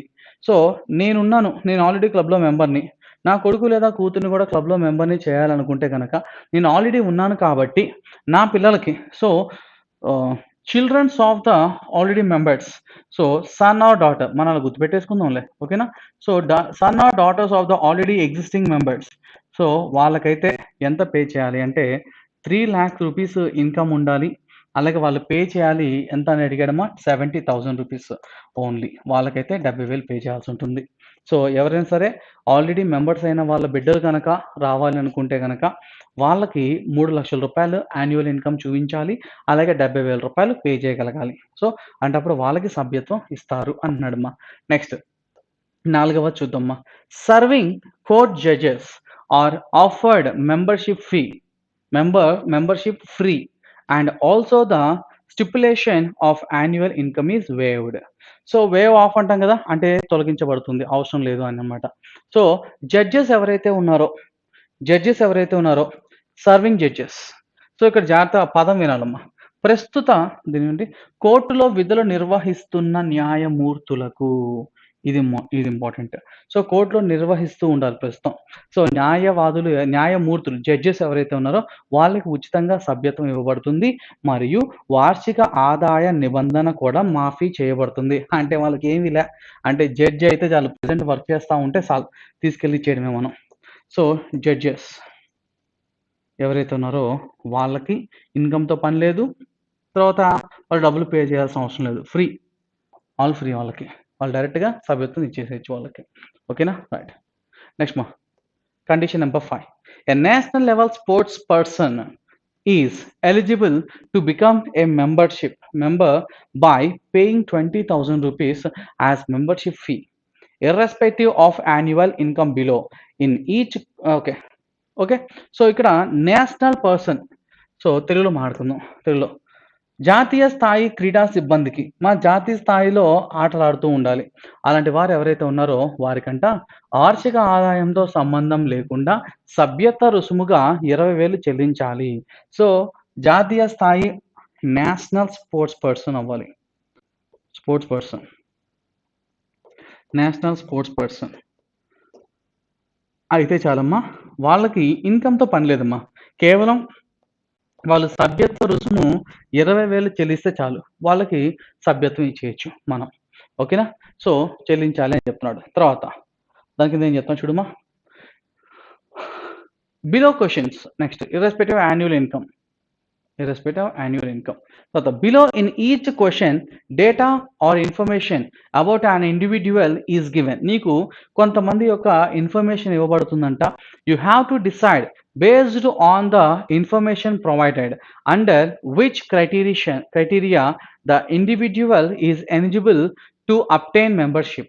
సో దాని ప్రకారం అతను తీసుకుంటావా, అసలు మెంబర్‌షిప్ ఇస్తావా, ఇవ్వవా ఏంటనేది చెప్పమంటున్నాడమ్మా. సో అలాగే ఇంకోటి దేని ప్రకారంగా ఏ బేస్ మీద అతనికి మనం ఇవ్వాలి అనేది నేను గుర్తించమంటున్నాడమ్మా. సో అంటే వాళ్ళు జడ్జిగా ఇచ్చావా, లేకపోతే ఇండిపెండెంట్‌గా వాళ్ళు 5,00,000 ఇన్‌కమ్ ఉంది, తర్వాత రూ. 1,00,000 పే చేస్తానని ఇచ్చావా, లేకపోతే ఆల్రెడీ ఉన్న వాళ్ళ కొడుకులు, కూతురు ప్రకారంగా ఇచ్చావా, స్పోర్ట్స్ పర్సన్‌గా ఇచ్చావా, లేకపోతే మాజీ రక్షణ శాఖకు సంబంధించిన సిబ్బందిగా ఇచ్చావా, దేని ప్రకారం ఇచ్చావు అనేది నేను కనుక్కొని చెప్పమంటున్నాడమ్మా. So please note that an individual can be eligible under more than one criteria. So నేను గుర్తుపెట్టుకోమంటున్నాడు. సో ప్రతి ఒక్క వ్యక్తి ఏదో ఒకదానికే మాత్రమే కాదు, మోర్ దాన్ కూడా ఉండే అవకాశాలు ఉన్నాయి. వాటి కూడా నువ్వు సరిగ్గా జాగ్రత్తగా కళ్ళు పెట్టుకొని చూడు అంటున్నాడు. Next you are not to assume anything other than the information provided in each question.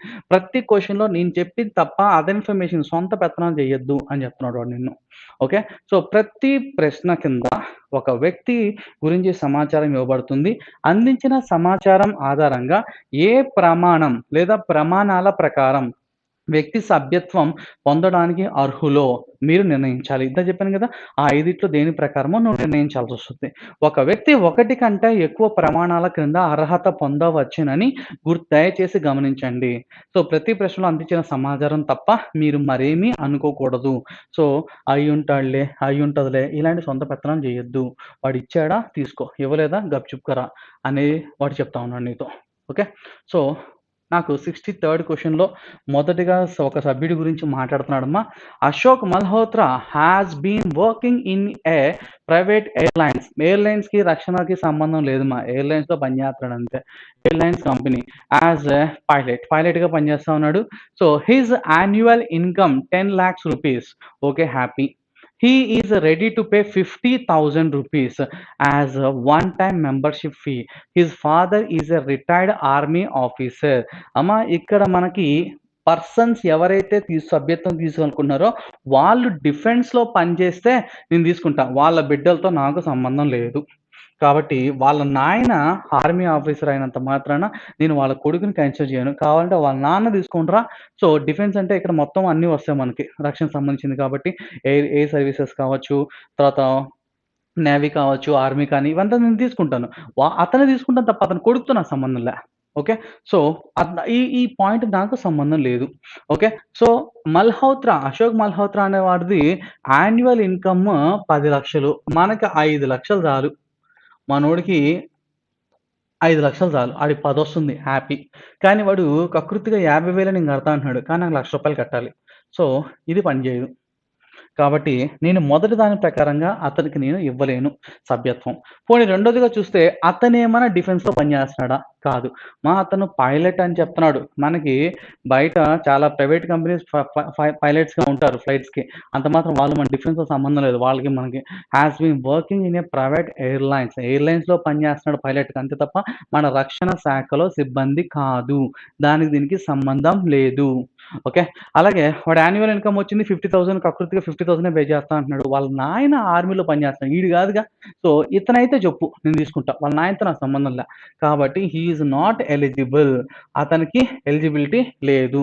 ₹1,00,000 pay చేస్తాడు చెప్పు, నేను తీసుకుంటా ఫస్ట్ కండిషన్ ప్రకారం. కాబట్టి అతను 50,000 ఇస్తాడు, ₹1,00,000 ఇవ్వడంట. కాబట్టి అతనికి నేను ఎలిజిబిలిటీ ఇవ్వను. అతను క్లబ్‌లో మెంబర్ అవ్వకూడదు. ఆన్సర్ ఈజ్ ఆప్షన్ ఏ. ఒకసారి తెలుగులో మాట్లాడుకుందామా. అశోక్ మల్హోత్రా ఒక ప్రైవేట్ ఎయిర్‌లైన్స్ కంపెనీలో పైలట్‌గా పనిచేస్తున్నాడు. అతని వార్షిక ఆదాయం ₹10,00,000. అతను సభ్యత్వ రుసుముగా 50,000 చెల్లించడానికి సిద్ధంగా ఉన్నాడు. నాకు 1,00,000 కావాలి, 50 నాకొద్దు. అతని తండ్రి రిటైర్డ్ ఆర్మీ ఆఫీసర్. నాకు వాళ్ళ నాయనతో సంబంధం లేదు. వాళ్ళ నాయన ఏమైనా ఆల్రెడీ మన దగ్గర ఏమైనా సభ్యత్వం ఉందా? ఉంటే చెప్పు, తీసుకుంటా. లేదు కదా, పక్కన పడేసేయి. నాకు దేనితో సంబంధం లేదు. సో అతనికి నేను అర్హత ఇవ్వను. నా క్లబ్‌లో మెంబర్ అవ్వడానికి అతనికి అర్హత లేదు. కాబట్టి ఆన్సర్ ఈజ్ ఆప్షన్ ఏ. 63వ ప్రశ్నకి సమాధానం A. Next roll number 64. Naveen Singh can pay 70,000 rupees as membership fee. 70,000 కడతాడంట. మనకు 1,00,000 కావాలి లేదా 50% లేదా 70,000 లేదా 20,000. 70,000 కడతాడంట. చూద్దాం. He has been paying he is playing in the national football team. మా జాతీయ స్థాయి. ఈ పదం పడింది. పదం పడాలి మనకి. సో, నేషనల్ ఫుట్బాల్ టీమ్‌లో అతను ఆడుతున్నాడంట. అంటే జాతీయ స్థాయిలో ఆడితే 20,000 పే చేసేసారు. నాకు గుర్తుంది. ఇన్ఫర్మేషన్ గుర్తుంది నాకు. And he is working in a major public sector bank. బ్యాంకుతో నాకేం పనమ్మా? నాకు డిఫెన్స్ కావాలి కానీ బ్యాంక్‌తో నాకు సంబంధం లేదు.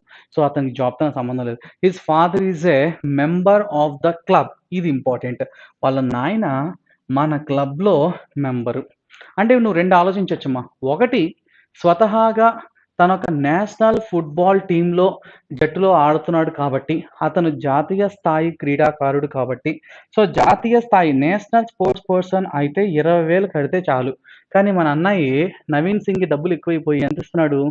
70,000 కడతన్నాడు. సో, నేషనల్ స్పోర్ట్ పర్సన్ అయ్యుంటే 64 క్వెషన్ అమ్మా. నేషనల్ స్పోర్ట్స్ అయ్యుంటే 20,000 పే చేస్తే చాలు. కానీ మనోడు 70,000 పే చేస్తన్నాడు. కాబట్టి నేను అతనికి సభ్యత్వం ఇచ్చేస్తా. దేని ప్రకారంగా? నేషనల్ స్పోర్ట్స్ పర్సన్‌గా ఇచ్చేసా. తో పాటు వాళ్ళ నాయన వాళ్ళ నాయన మన క్లబ్‌లో మెంబర్ అంట ప్రీవియస్‌గా. సో, అంటే సెకండ్ కండిషన్ వాళ్ళ కూతురు, కొడుకు. థర్డ్ కండిషన్ ఉంది చూడమ్మా. ఒకవేళ ఆల్రెడీ క్లబ్‌లో మెంబర్స్ ఎవరైనా ఉంటే వాళ్ళ కొడుకు లేదా కూతుర్లు ఉంటే వాళ్ళ ఇన్‌కమ్ గనక 3,00,000. కానీ ఇక్కడ ఎక్కడ కూడా అతని ఇన్‌కమ్ గురించి మనం డిస్కషన్ చేయలేదమ్మా. ఇందాక వాడు స్టార్టింగ్‌లో మాట చెప్పాడమ్మా. ప్రతి ఒక్కడు 1 లేదా అంతకన్నా ఎక్కువ ప్రమాణాలను మేబీ ఉండొచ్చు అని చెప్పాడు. అంటే అవి కూడా నువ్వు ఆలోచన చేయాలి. కానీ ఇక్కడ మన ఆల్రెడీ మెంబర్స్ యొక్క బిడ్డలు అయ్యుంటే గనక వాళ్ళ యాన్యువల్ ఇన్‌కమ్ 3,00,000 ఉండాలి. ఇక్కడ ఎక్కడ కూడా యాన్యువల్ ఇన్‌కమ్ గురించి మనకి డిస్కషన్ రాలా. ఎక్కడ కూడా డిస్కషన్ చేయలా. సో, యాన్యువల్ ఇన్‌కమ్ ఇన్ఫర్మేషన్ లేదు కాబట్టి, సో, నేను మన క్లబ్ మెంబర్ యొక్క బిడ్డలుగా నేను వాడికి అర్హత ఇవ్వలేను. కానీ ఎలా ఇవ్వగలను నేను? నేషనల్ స్పోర్ట్స్ పర్సన్‌గా నేను అతనికి అవకాశం ఇవ్వగలను. అంతేనా? సో, కేవలం మనం నేషనల్ స్పోర్ట్స్ పర్సన్‌గా మాత్రమే అతనికి క్లబ్‌లో మెంబర్ అయ్యేదానికి అవకాశం ఇవ్వగలము. మిగతావేవి కూడా నేను ఇవ్వలేను. నాట్ ఎలిజిబుల్ అయితే కాదు. ఎలిజిబుల్ అండర్ 3 అండ్ 5 అన్నాడు. అమ్మా 3లో థర్డ్ కండిషన్ వచ్చే అవకాశం ఉంది. కానీ వాడు ఇన్‌కమ్ చెప్పి ఉంటే అవకాశం ఉంటది. కానీ ఇన్‌కమ్ చెప్పలేదమ్మా. ఇన్‌కమ్ చెప్పలేదు కాబట్టి డేటా ఇనాడిక్వేట్. దాని ప్రకారం మన ఆన్సర్ చెప్పొద్దు, చెప్పకూడదు. సో, 3 నుంచి అసలు నాకు ఆన్సర్ రాదు. కేవలం 5 నుంచి మాత్రమే నువ్వు వాడికి ఎలిజిబిలిటీ ఇవ్వగలవు. సో, అసలు 4 అనే కండిషన్ మాటే లేదు కదా! ఫోర్త్ మాట ఏంటి? జడ్జా? అతనేమన్నా? సంబంధం లేదు కదా! తీసి పక్కనే. కాబట్టి ఆన్సర్ ఏంటమ్మా? బి. రెండవ సమాధానం ఆన్సర్ అవుతుంది. ఒక్కసారి తెలుగులో మాట్లాడుకుందామా? నవీన్ సింగ్ సభ్యత్వ రుసుముగా రూ. 70,000 చెల్లించగలరు. అతను జాతీయ స్థాయి ఫుట్బాల్ జట్టులో ఆడుతున్నాడు. మరియు అతను దేశంలోని ఒక పెద్ద ప్రభుత్వ రంగ బ్యాంకులో పనిచేస్తున్నాడు. బ్యాంక్‌కి దానికి సంబంధం లేదు మనకి. అతని తండ్రి క్లబ్ సభ్యుడు. తండ్రి క్లబ్ సభ్యుడైతే వాళ్ళ బిడ్డల ఇన్‌కమ్ గురించి మన డిస్కషన్ రావాలి. వాడికి ఇన్‌కమ్ గురించి ఎక్కడ కూడా మనతో మాట్లాడలేదు. కాబట్టి అది నాకు అవసరం లేదు. సో, అతనికి సభ్యత నేను ఇస్తాను. దేని ప్రకారం? కేవలం 5వ ప్రామాణికంగా ఆధారంగా చేసుకొని మాత్రమే ఇస్తాను. అంటే అతను నేషనల్ స్పోర్ట్స్ పర్సన్ కింద నేను అతనికి సభ్యత్వం ఇవ్వడం జరుగుతుంది. కాబట్టి answer is option B. Next problem number 65. Prabhu Sharma's annual income 6 lakh rupees. He is a retired judge of the Supreme Court. He can pay 1 lakh as the membership fee. He played cricket for his home state. అమ్మా ఇక్కడ అతనికి ఉన్నటువంటి అర్హతల మొత్తం చెప్తూ ఉన్నాడమ్మా. ప్రభు annual income ఏమో 6 lakh. మనకు ఒరిజినల్‌గా యాజ్ ఇండిపెండెంట్‌గా ఆలోచన చేస్తే మనకి యాన్యువల్ ఇన్కమ్ అనేది 5,00,000 ఉంటే చాలు. మనోడు కారు ఉంది హ్యాపీ. అలాగే he is ready to pay 1 lakh rupee to the membership అన్నాడు. సో, ఇతను కూడా 1 లాక్ రూపీ పెట్టడానికి రెడీగా ఉన్నాడు. సో, అతనికి సభ్యత్వం ఇవ్వచ్చా? ఇచ్చేయొచ్చు. యాజ్ ఎ ఇండిపెండెంట్‌గా ఇండివిడ్యువల్‌గా నేను ఇవ్వచ్చు. సో, తో పాటు ఇంకా ఏదో చెప్తున్నాడు చూడమ్మా. He is retired judge. Retired జడ్జ్‌తో నీకేం పని? నాకు ప్రస్తుతం పని చేస్తున్న జడ్జిల గురించి మాత్రమే నేను ప్రమాణాల్లో చెప్పాను తప్ప రిటైర్డ్ జడ్జి గురించి నేను ఎక్కడా కూడా డిస్కషన్ నీతో చెప్పలేదు. ఫర్ ఎగ్జాంపుల్ వాడు చెప్పిన డేటా మనం సరిగ్గా చక్కగా జాగ్రత్తగా చూస్తే అమ్మా వాడు ఒక మాట చెప్పాడు. జాగ్రత్తగా చూడు. 4th పాయింట్ ఏం చెప్పాడు చూడు. సర్వింగ్ కోర్ట్ ఈ పాయింట్ చూడమ్మా. 4th పాయింట్ చూడమ్మా. Serving court judges are offered membership free. So, serving court ప్రస్తుతం పని చేస్తున్నటువంటి జడ్జిలు ఎవరైతే ఉన్నారో వాళ్ళకు ఫ్రీ. రిటైర్డ్ అయిన వాళ్ళకి కాదు. కోర్టులో విధులు నిర్వహిస్తున్న న్యాయమూర్తులకు సభ్యత్వం ఉచితంగా ఇవ్వబడుతుంది. అంటే ప్రెజెంట్ వాళ్ళు పనిలో ఉండాలి. వాళ్ళతో ఏమన్నా పనొస్తే వాడుకుందాం అని చెప్పేసి ఇది వాళ్ళ ప్లాన్. అందుకోసం ప్రెజెంట్ జడ్జిలు ఎవరైతే ఉన్నారో వాళ్ళకిస్తానని చెప్పాడే తప్ప, రిటైర్డ్ అయిన వాళ్ళకి నేనిస్తాను అని వాడెక్కడ చెప్పలా. సో, రిటైర్డ్ జడ్జ్ అనే మాట నాకు అనవసరం. కాబట్టి రిటైర్డ్ జడ్జ్ అనే మాట నాకు అవసరం లేదు. సో, జడ్జి గురించి నేను మాట్లాడక్కర్లేదు. He can pay 1,00,000 rupee happy and membership fees కడతన్నాడుగా. He is played cricket for his home state. అతను హోమ్ స్టేట్ అంటే తన రాష్ట్రం తరపున ఆడుతున్నాడు. సో, తన రాష్ట్రం తరపున ఆడుతున్నాడు అంటే he is a national player. మనకి మన రాష్ట్రాల తరపున ఆడుతున్నామంటే మనల్ని ఏమంటారంటే నేషనల్ ప్లేయర్స్ అంటారు. దేశం తరపున ఆడితే ఇంటర్నేషనల్ ప్లేయర్స్ అంటారు. సో, నేషనల్ అంటే జాతీయ స్థాయిలో ఆడుతున్నామంటే మన రాష్ట్రం తరపున మనం ఆడాలి. సో, వాళ్ళనే మనం నేషనల్ స్పోర్ట్స్ పర్సన్స్ అని అంటాం. కాబట్టి he is a national sports person. National sports person అయితే అతని ఇన్‌కమ్‌తో నాకు సంబంధం లేకుండా అతనికి 20,000 రూపాయలు కట్టడానికి రెడీగా ఉంటే చాలు. అయితే మనోడు 1,00,000 రూపీ కట్టడానికి రెడీగా ఉన్నాడు ప్రభు. కదా! సో, అంటే నేను యాస్ ఎ ఇండిపెండెంట్‌గా అతని ఇన్‌కమ్ అనేది 6,00,000 ఉంది. He is ready to pay 1,00,000 rupee.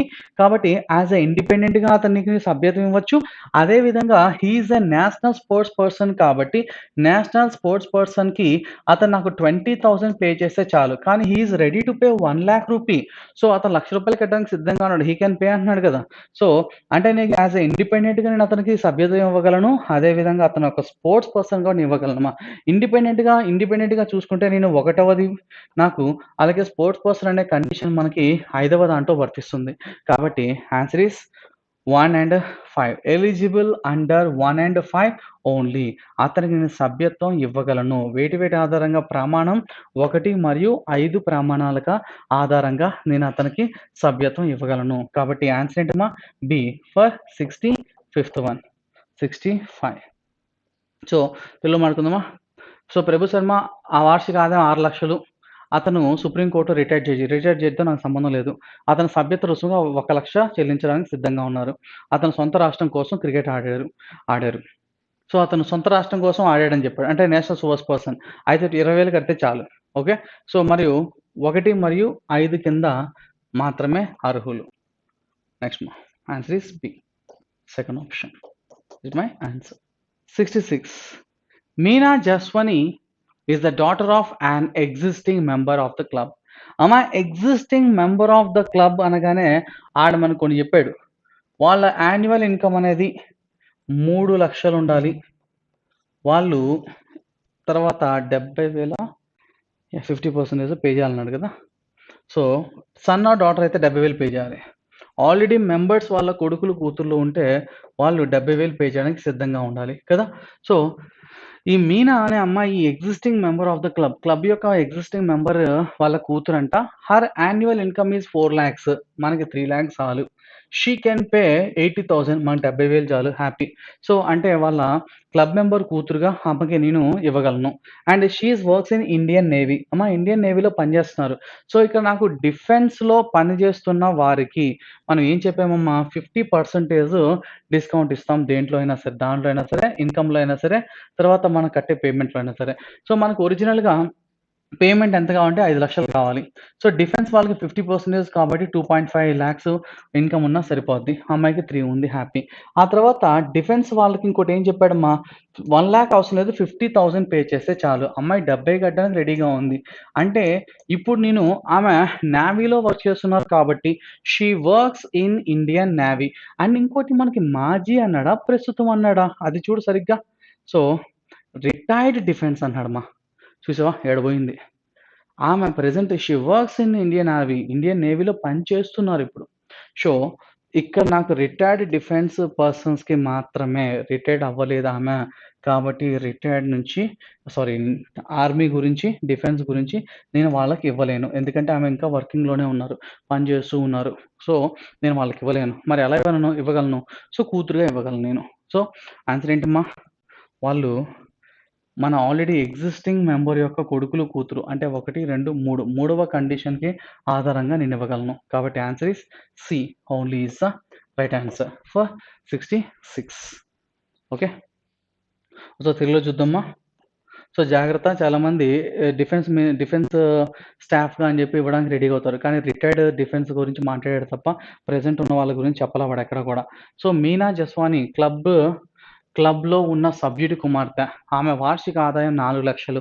ఆమె సభ్యత్వ రుసుముగా 80,000 చెల్లించగలరు. ఆమె ఇండియన్ నేవీలో పని చేస్తుంది. She is working at present. So she is not retired defence person. So she is not eligible from that condition. So అలా అవసరం లేదు కాబట్టి కేవలం నాకు మన క్లబ్ యొక్క సభ్యుడి కుమార్తెగా మాత్రమే మనం ఆమెకి సభ్యత్వం ఇవ్వగలము.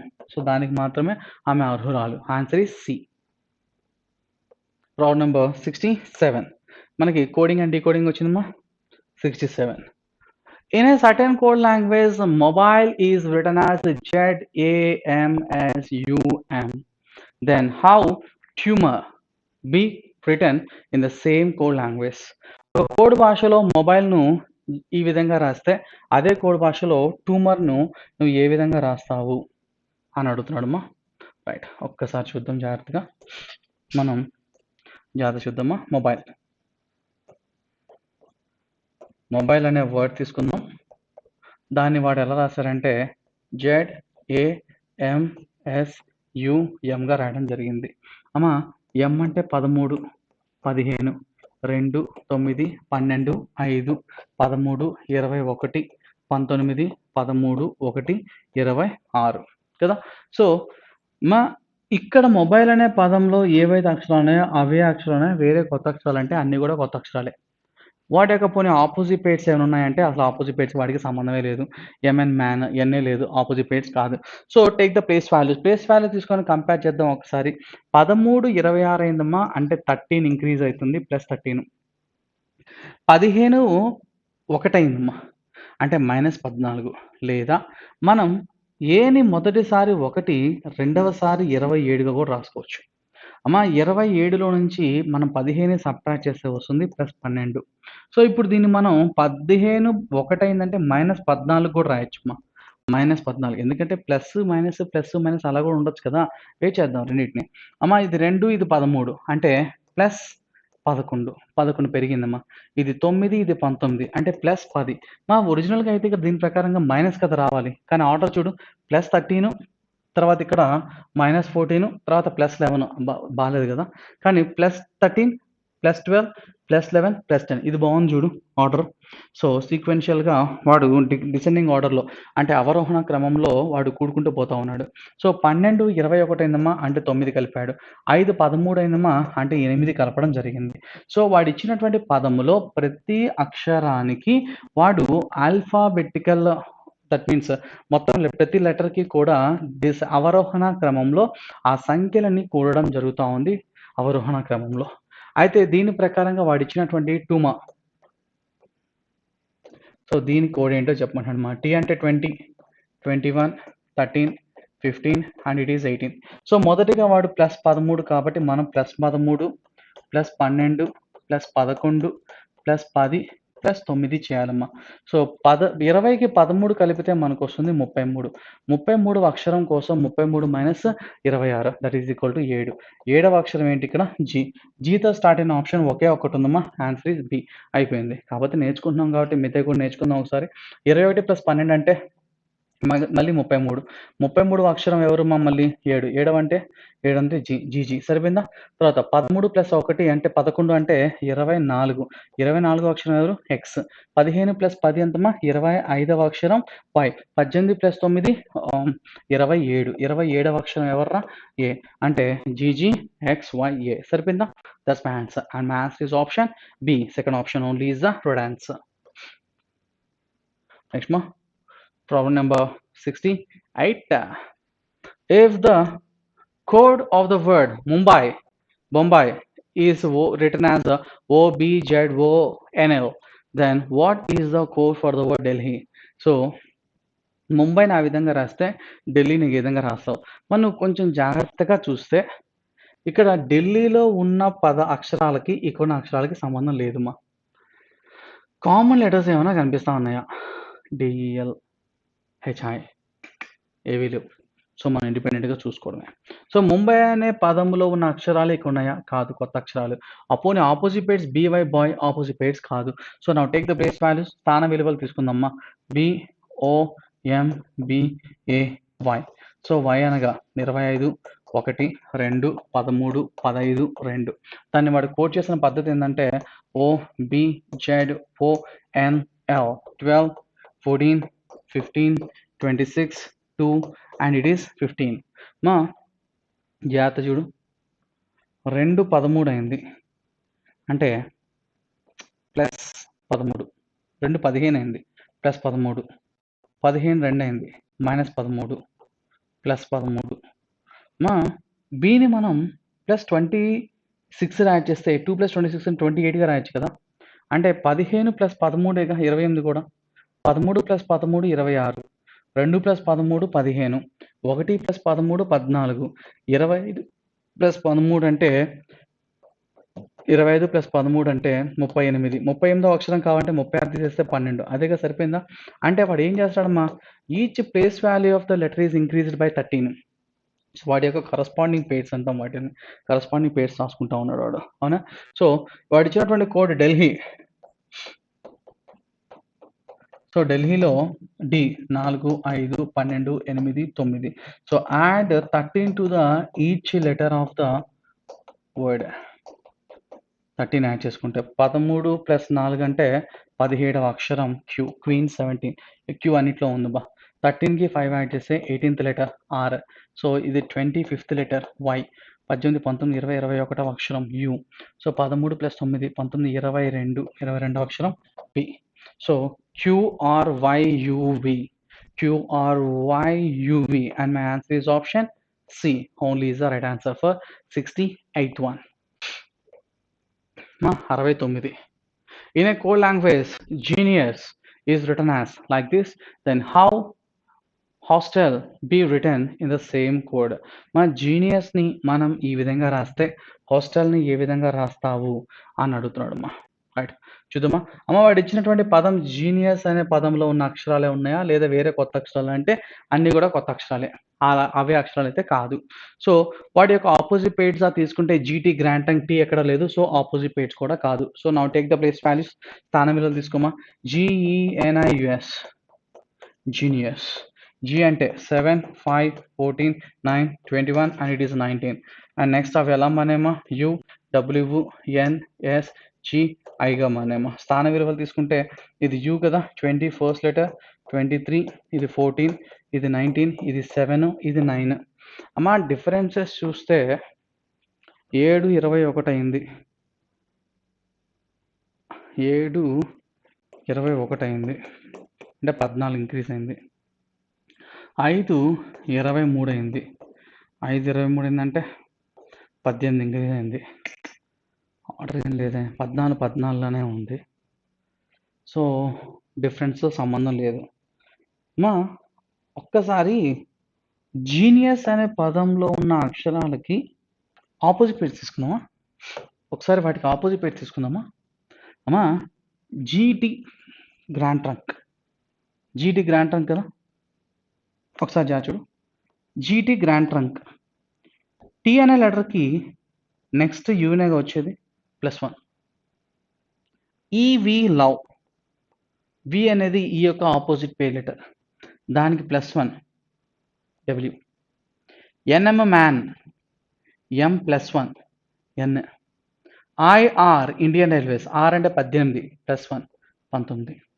సరిపోయిందమ్మా. సో ఎఫ్యు ఫుల్, ఎఫ్ అంటే 6 +1 7. S H Hyderabad Secunderabad, H +1 I. సరిపోయిందా. అంటే వాడు ఏం చేస్తాడమ్మా, ప్రతి లెటర్ యొక్క ఆపోజిట్ పేర్స్ తీసుకొని దానికి +1 చేస్తూ ఉన్నాడు. సో ఆ విధంగా తీసుకుంటే హాస్టల్, హాస్టల్కి స్థాన విలువకి ఆపోజిట్ పేర్స్ తీసుకుంటే హెచ్కి హెచ్ఎస్ హైదరాబాద్ సికింద్రాబాద్, ఎస్కి +1 ఎస్టీ, టీతో స్టార్ట్ అవ్వాలి. LO love, L next letter LM. తర్వాత ఎస్హెచ్ హైదరాబాద్ సికింద్రాబాద్, హెచ్కి నెక్స్ట్ లెటర్ హెచ్ఐ. తర్వాత TG grand trunk, G next letter ఎవరమ్మా హెచ్, జిహెచ్. తర్వాత ఈవి లవ్, వి తర్వాత వచ్చేది డబ్ల్యూ, ఎల్ తర్వాత ఓ, ఓ తర్వాత వచ్చేది ఎవరమ్మా ఓపి. అంటే నా answer T M I H W P. T M I H W P. Answer ఏంటమ్మా? B, second option. వాడి లాజిక్ ఏంటంటే వాడు తీసుకున్నటువంటి వర్డ్స్ ఏవైతే ఉన్నాయో ఆ వర్డ్స్లో ఉన్నటువంటి లెటర్స్ యొక్క ఆపోజిట్ పేర్కి +1 చేస్తున్నాడు అమ్మా. So +1 of opposite pairs. So answer is B, second option. Next మా problem number 70. If England is written as 1 2 3 4 5 2 6 and France is written as 7 8 5 2 9 1, then Greece is coded as. అమ్మ 1 2 3 4 5 అని చెప్పి సంబంధం లేకుండా వరుసగా ఇచ్చాడంటే డైరెక్ట్ కోడింగ్ అని అర్థం. ఇక్కడ ఇంగ్లాండ్ అనే పదములో నాకు రిపీట్ అయినటువంటి అక్షరాలు ఏమైనా ఉన్నాయంటే ఇక్కడ ఎన్ ఉంది, ఇక్కడ కూడా ఎన్ ఉందమ్మా. రెండవ లెటర్ ఇక్కడ నుంచి రెండవ లెటర్ ఎన్. సో అలాగే అక్కడ ఇక్కడ నాకు 2 కామన్‌గా ఉంది. అంటే దాన్ని మనం డైరెక్ట్ కోడింగ్‌గా తీసేసుకోవచ్చు. సో ఇక్కడ గ్రీస్, ఇంగ్లాండ్‌లో మూడవ అక్షరం జీ, నా కోడింగ్‌లో మూడవ అక్షరం 3. అంటే జీ అనగా 3. దీన్ని డైరెక్ట్ కోడింగ్ అంటాం. గ్రీస్, జీ అంటే 3. ఆర్, ఫ్రాన్స్‌లో రెండవ అక్షరం ఆర్, ఇక్కడ రెండవ అక్షరం 8. సో ఆర్ అనగా 8. అమ్మా నెక్స్ట్ నాకు ఈ కావాలి కదా. ఇంగ్లాండ్‌లో మొదటి అక్షరం ఈ, ఇక్కడ మొదటి అక్షరం 1. ఫ్రాన్స్‌లో చివరి అక్షరం ఈ, ఇక్కడ చివరి అక్షరం 1. సరిపోయిందా? అంటే they are direct coding. So ఈ అంటే 1 అవే స్థానంలో ఉన్నాయి. సిఈ కదమ్మా. సో ఫ్రాన్స్‌లో లాస్ట్ బట్ 1 సి, అక్కడి నుంచి లాస్ట్ బట్ 1 ఎవరమ్మా? 9. సో సి అనగా 9. సి అనగా 9. ఈ అంటే 1 గ్రీస్. సో లాజిక్ ఏంట్రా అంటే ఇక్కడ డైరెక్ట్ కోడింగ్ అమ్మా. So 381191, 381191. Be careful my dear. చూడడానికి ఇది కూడా ఒకేలా ఉంది కానీ ఇది 7, మనకు కావాల్సింది 9. కాబట్టి answer is option A. Logic ఏంటి? Direct coding. నెక్స్ట్ మా 71. If 526 is equal to 9 and 334 is equal to 9, then 716 is equal to dash. ఒకవేళ 526 అనేది 9 గాను 834 అనేది 9 గాను రాస్తే 716 అనేది ఏమవుతుందని అడిగాడు కదా. మా ఇక్కడ 9 రావాలంటున్నాడు, 526 ఇస్తున్నాడు, దాన్ని ఏం చేస్తే 9 అవుతుంది. Some of the end values 5 + 6 ఎంత? 11. 11 నుంచి 2 తీసేస్తే 9. ఇదే లాజిక్తో అది కూడా వెళ్ళాలి. 834, 9 రావాలి కదా. Some of the end values 8 + 4 ఎంత? 12.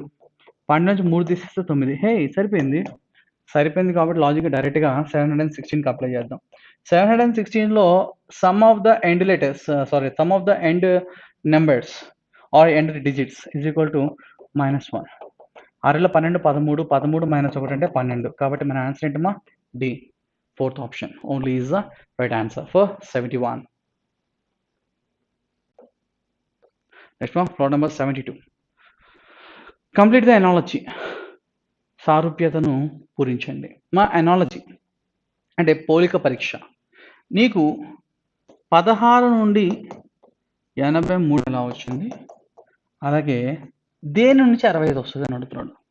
మా ఇక్కడ జాగ్రత్త చూస్తే 1 + 6 7, 8 + 3 11. After 7 next prime.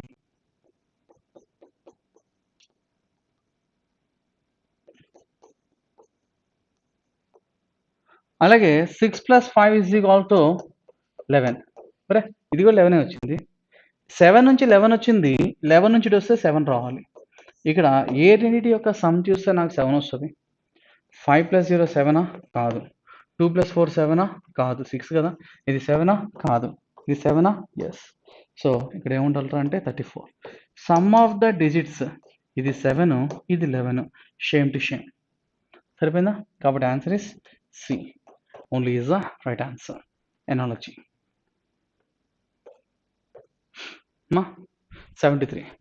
Starting from his house, Arun moves 5 kilometers toward the northeast and then 4 kilometers toward the south.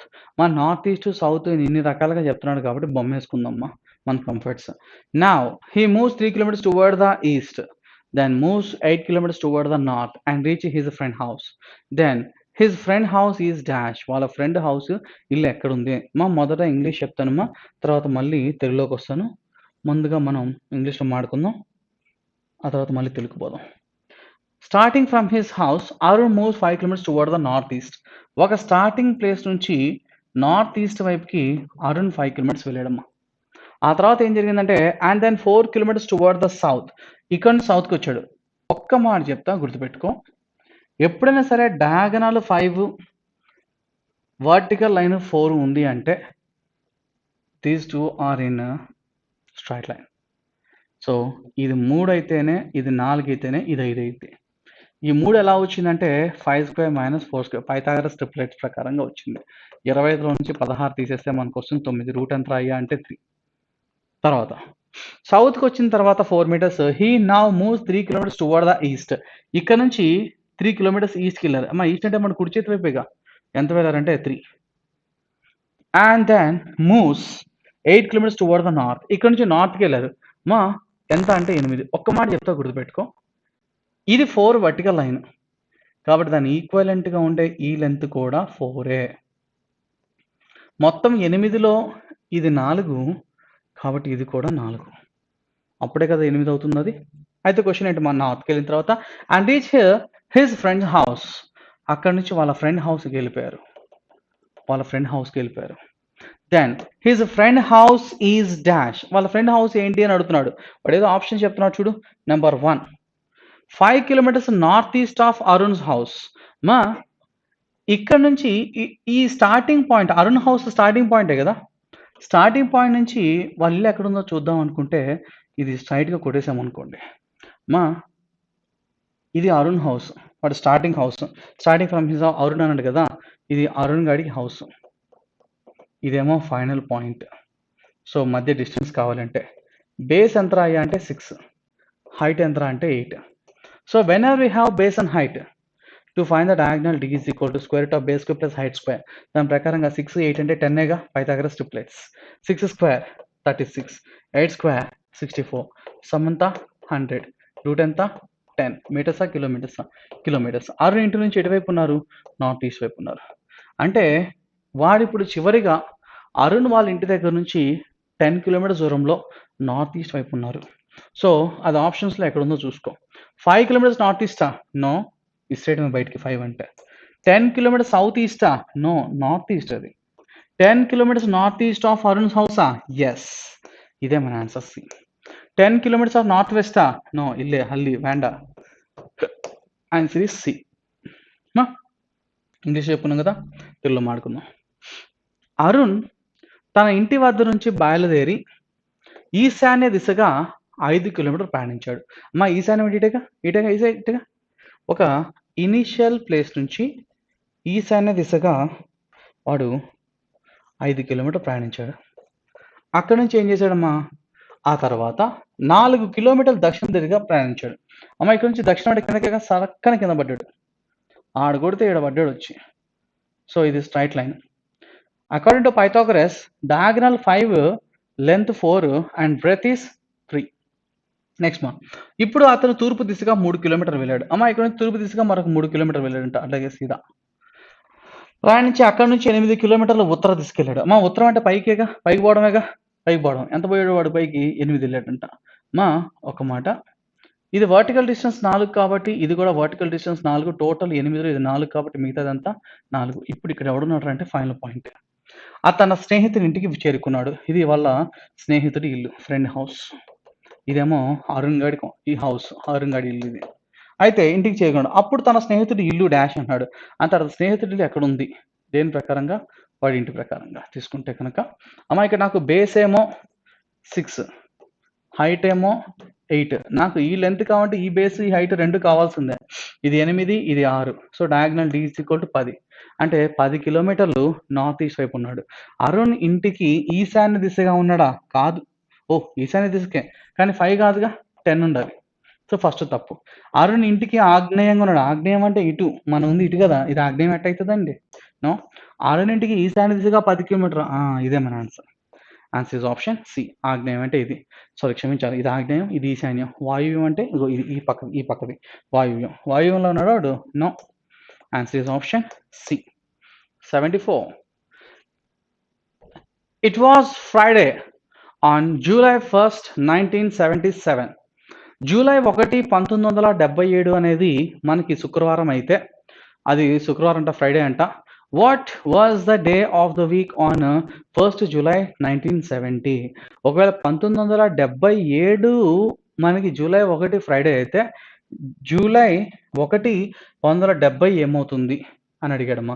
So దీనికోసం మనం ఏం చేస్తామమ్మా, ఇక్కడ రోజులు నెలలు ఒకటే, రోజులు నెలలు ఒకటే, సంవత్సరాలు మాత్రమే మార్పు చెందడం జరిగింది. అది కూడా 1977 నుండి మనం వెనక్కి రావాలి 1970 వరకు. చాలా చిన్న మాటే కాబట్టి 77 జూలై 1 నుంచి 76 జూలై 1 వరకు ఖచ్చితంగా ఒక సాధారణ సంవత్సరం. 1976 అనేది లీపు సంవత్సరమే, కానీ మనం కేవలం జూలై వరకే వెళ్తున్నాం. జూలై 76 వరకే నేను వస్తున్నాను కాబట్టి దానికంటే ముందు కదా నాకు ఫిబ్రవరి ఉంది. సో ఇక్కడ నాకు నాన్ లీప్ ఇయర్ కింద తీసుకుని +2 చేస్తానంటే కుదరదు, ఇవి నాన్ లీప్ ఇయర్. ఆ తర్వాత 76కి ముందు సంవత్సరం 75లో ఇక్కడ ఇది లీప్ ఇయర్ కిందకు వస్తుంది. ఎందుకంటే ఇప్పుడు జూలై కంటే ముందు ఫిబ్రవరి మంత్ ఇక్కడ 76లో ఇక్కడ ఉంటుంది మనకి, కాబట్టి ఇక్కడ 2 వేసుకోవాలి. Be careful my dear. ఇది 75 to 74, సో నాన్ లీప్ ఇయర్. ఇది 74 to 73 నాన్ లీప్ ఇయర్. ఇది 73 to 72 నాన్ లీప్ ఇయర్. ఇది 72 to 71 ఇక్కడ లీప్ ఇయర్ వస్తుంది, కాబట్టి ఇక్కడ 2. ఎందుకు ఇక్కడ లీప్ ఇయర్ అంటే జూలై కంటే ముందు ఫిబ్రవరి వస్తుందో అది ఇక్కడ 71, 72 మధ్యలో వస్తుంది. 71 నుంచి 70కి. సో 71, 71 అంటే ఇదేగా. సో ఆడ్ డేస్ ఎంత అయ్యా అంటే 1. మొత్తం ఆడ్ డేస్ చూడమా, 2 + 2 4, 5, 6, 7 క్యాన్సల్. నాకు మిగిలిపోయిన విషమ దినాలు ఆడ్ డేస్ సంఖ్య 2. నేను ఫార్వర్డ్ ముందుకెళ్తే ప్లస్, వెనకెళ్తే మైనస్. నేను వెనక్కి వస్తున్నాను కాబట్టి 1977 నుంచి 70 వరకు వెనక్కి వస్తున్నాను కాబట్టి మైనస్. సో ఈరోజు 77వ సంవత్సరంలో జూలై 1వ తారీఖు నాకు శుక్రవారం కాబట్టి నేను వెనక్కి వెళ్తున్నాను. ఎన్ని రోజులు అంటే మొత్తం వచ్చిన ఆడ్ డేస్ 2. ఆ 2 రోజులు వెనక్కి రావాలి. సో గురువారానికి 2 రోజులు వెనక్కి వెళ్తే, శుక్రవారానికి 2 రోజులు వెనక్కి వెళ్తే గురువారము, బుధవారము, కాబట్టి -2 అంటే బుధవారము. సో నీకు ఎప్పుడైనా ఇది ఇబ్బంది కలిగింది అనుకోండి దానికి +5 చేసుకో. శుక్రవారం +5 అంటే శని, ఆది, సోమ, మంగళ, బుధవారం. సరిపోయిందా? ఏదైనా ఒకటే. Answer is option A. 75. A is 5 kilometers south west of B. బికి సౌత్ వెస్ట్లో ఏముందమ్మా? బి అనే పాయింట్ దగ్గర నుంచి ఏముందమ్మా? బికి సౌత్ వెస్ట్ అంటే ఇటేగా. సౌత్ వెస్ట్లో 5 kilometers దూరంలో ఏముంది? ఆ తర్వాత చూడు, B is 5 kilometers south east of C. B అంట సికి సౌత్ ఈస్ట్లో ఉందమ్మా. సి అనే పర్సన్కి సౌత్ ఈస్ట్లో అదే 5 kilometers దూరంలో ఉంది. ఇక్కడ సేమ్ 5 అన్నాడు కాబట్టి ఇవి రెండు ఈక్వలెంట్ డిస్టెన్స్లో ఉంటాయి. Be careful my dear. So ఎందుకంటే సికి సౌత్ ఈస్ట్ డైరెక్షన్లో బి ఉన్నారు, బికి సౌత్ వెస్ట్ డైరెక్షన్లో ఏ ఉన్నారు. అంటే ఏ అండ్ సి ఇద్దరు కూడా ఒకటే స్ట్రైట్ లైన్లో ఉన్నారు అని అర్థం. కాబట్టి ఇది 5, ఇది 5. ఓకేనా? తర్వాత చూడమా, if D is 3 kilometers north of C. ఒకవేళ సికి నార్త్ వైపులో డి ఉన్నట్లయితే, అంటే ఇంకొంచెం పైకి వెళ్తున్నాడు మా వాడు. సో సి కన్నా పైన డి, స్పేస్ లేదా, ఇక్కడ రాసుకుందాం. సో సి కన్నా పైకి వెళ్ళాలి. ఇది ఏ కదా, ఇది బి రాస్తున్నానమ్మా. నెక్స్ట్ ఇది సి రాస్తున్నాను. ఇది 5, ఇది 5. తర్వాత సికి పైన 3 kilometers దూరంలో డి ఉండాలి. ఓకే, ఇవి రెండు కూడా ఒకటే స్ట్రైట్ లైన్లో ఉండాలి. ఓకే, అయితే నన్ను ఏమడుతున్నాడు question, then D is to the dash. D అనేవాడు ఎక్కడున్నాడు? దేని గురించి north east of A. By the options వెళ్దామా. ఏకి నార్త్ ఈస్టా? డి అనేది కరెక్ట్గా సీదా స్ట్రైట్ లైన్లో ఉన్నప్పుడు డి అనేవాడు ఏకి ఉత్తరం వైపు, నార్త్ వైపు ఉన్నాడు కానీ నార్త్ ఈస్ట్ కాదండి, కాబట్టి ఏ తప్పు. South of A. డి అనేవాడు ఏకి దక్షిణం వైపు ఉన్నాడా, సౌత్ వైపు ఉన్నాడా? కాదండి, పైకి ఉన్నాడు, కాబట్టి తప్పండి బి. కాబట్టి సి చూడు, సి చూస్తే నార్త్ ఆఫ్ ఏనా, ఏకి నార్త్ వైపా? ఎస్. ఆన్సర్ ఏంటమ్మా? Option C only is the right answer for 75. So తెలుగులో మాట్లాడుకుందాం. బికి నైరుతి దిశగా 5 kilometer దూరంలో ఏ ఉన్నాడు? బి అనే వాడికి నైరుతి దిశ, నైరుతి అంటే ఇటేగా, నైరుతి దిశలో ఏ అనేవాడు ఉన్నాడు, 5 kilometer దూరంలో ఉన్నాడు. తర్వాత సికి ఆగ్నేయ దిశగా 5 కిలోమీటర్ల దూరంలో బి ఉన్నాడు. ఆగ్నేయం అంటే ఇదిమ్మా. ఓకే. సో, సికి ఆగ్నేయ దిశగా బి అంటే ఇదనమాట. సో, సికి ఆగ్నేయ దిశగా బి ఉన్నాడు. అదే 5 కిలోమీటర్ల దూరంలో ఉన్నారు. అవునా? తర్వాత సికి ఉత్తరంగా 3 కిలోమీటర్ల దూరంలో డి ఉన్నాడు. సికి ఉత్తరంగా డి అనేవాడు ఉన్నాడమ్మా. ఎంత డిస్టెన్స్ అంటే అది 3 కిలోమీటర్స్ దూరంలో ఉన్నాడు. ఇది 5, ఇది 5 దాని అర్థం ఏంటంటే ఏ మరియు సిలు ఒకటే స్ట్రెయిట్ లైన్‌లో ఉన్నారు అని అర్థం. ఒకటే స్ట్రెయిట్ లైన్‌లో ఉన్నాడు అని అర్థం. అయితే డి ఎక్కడ? డి ఎక్కడున్నాడు అని అడుగుతున్నాడమ్మా. ఏకి ఈశాన్య దిశగా డి ఉన్నాడా? ఏకి ఈశాన్య దిశగా డి ఉన్నాడా? కాదు. ఏకి దక్షిణంగా డి ఉన్నాడా కిందకి? లేదు. ఏకి ఉత్తరంగా ఉన్నాడా? అవును. ఏకి ఉత్తరంగానే ఉన్నాడు డి. కాబట్టి answer is C. Only is the right answer.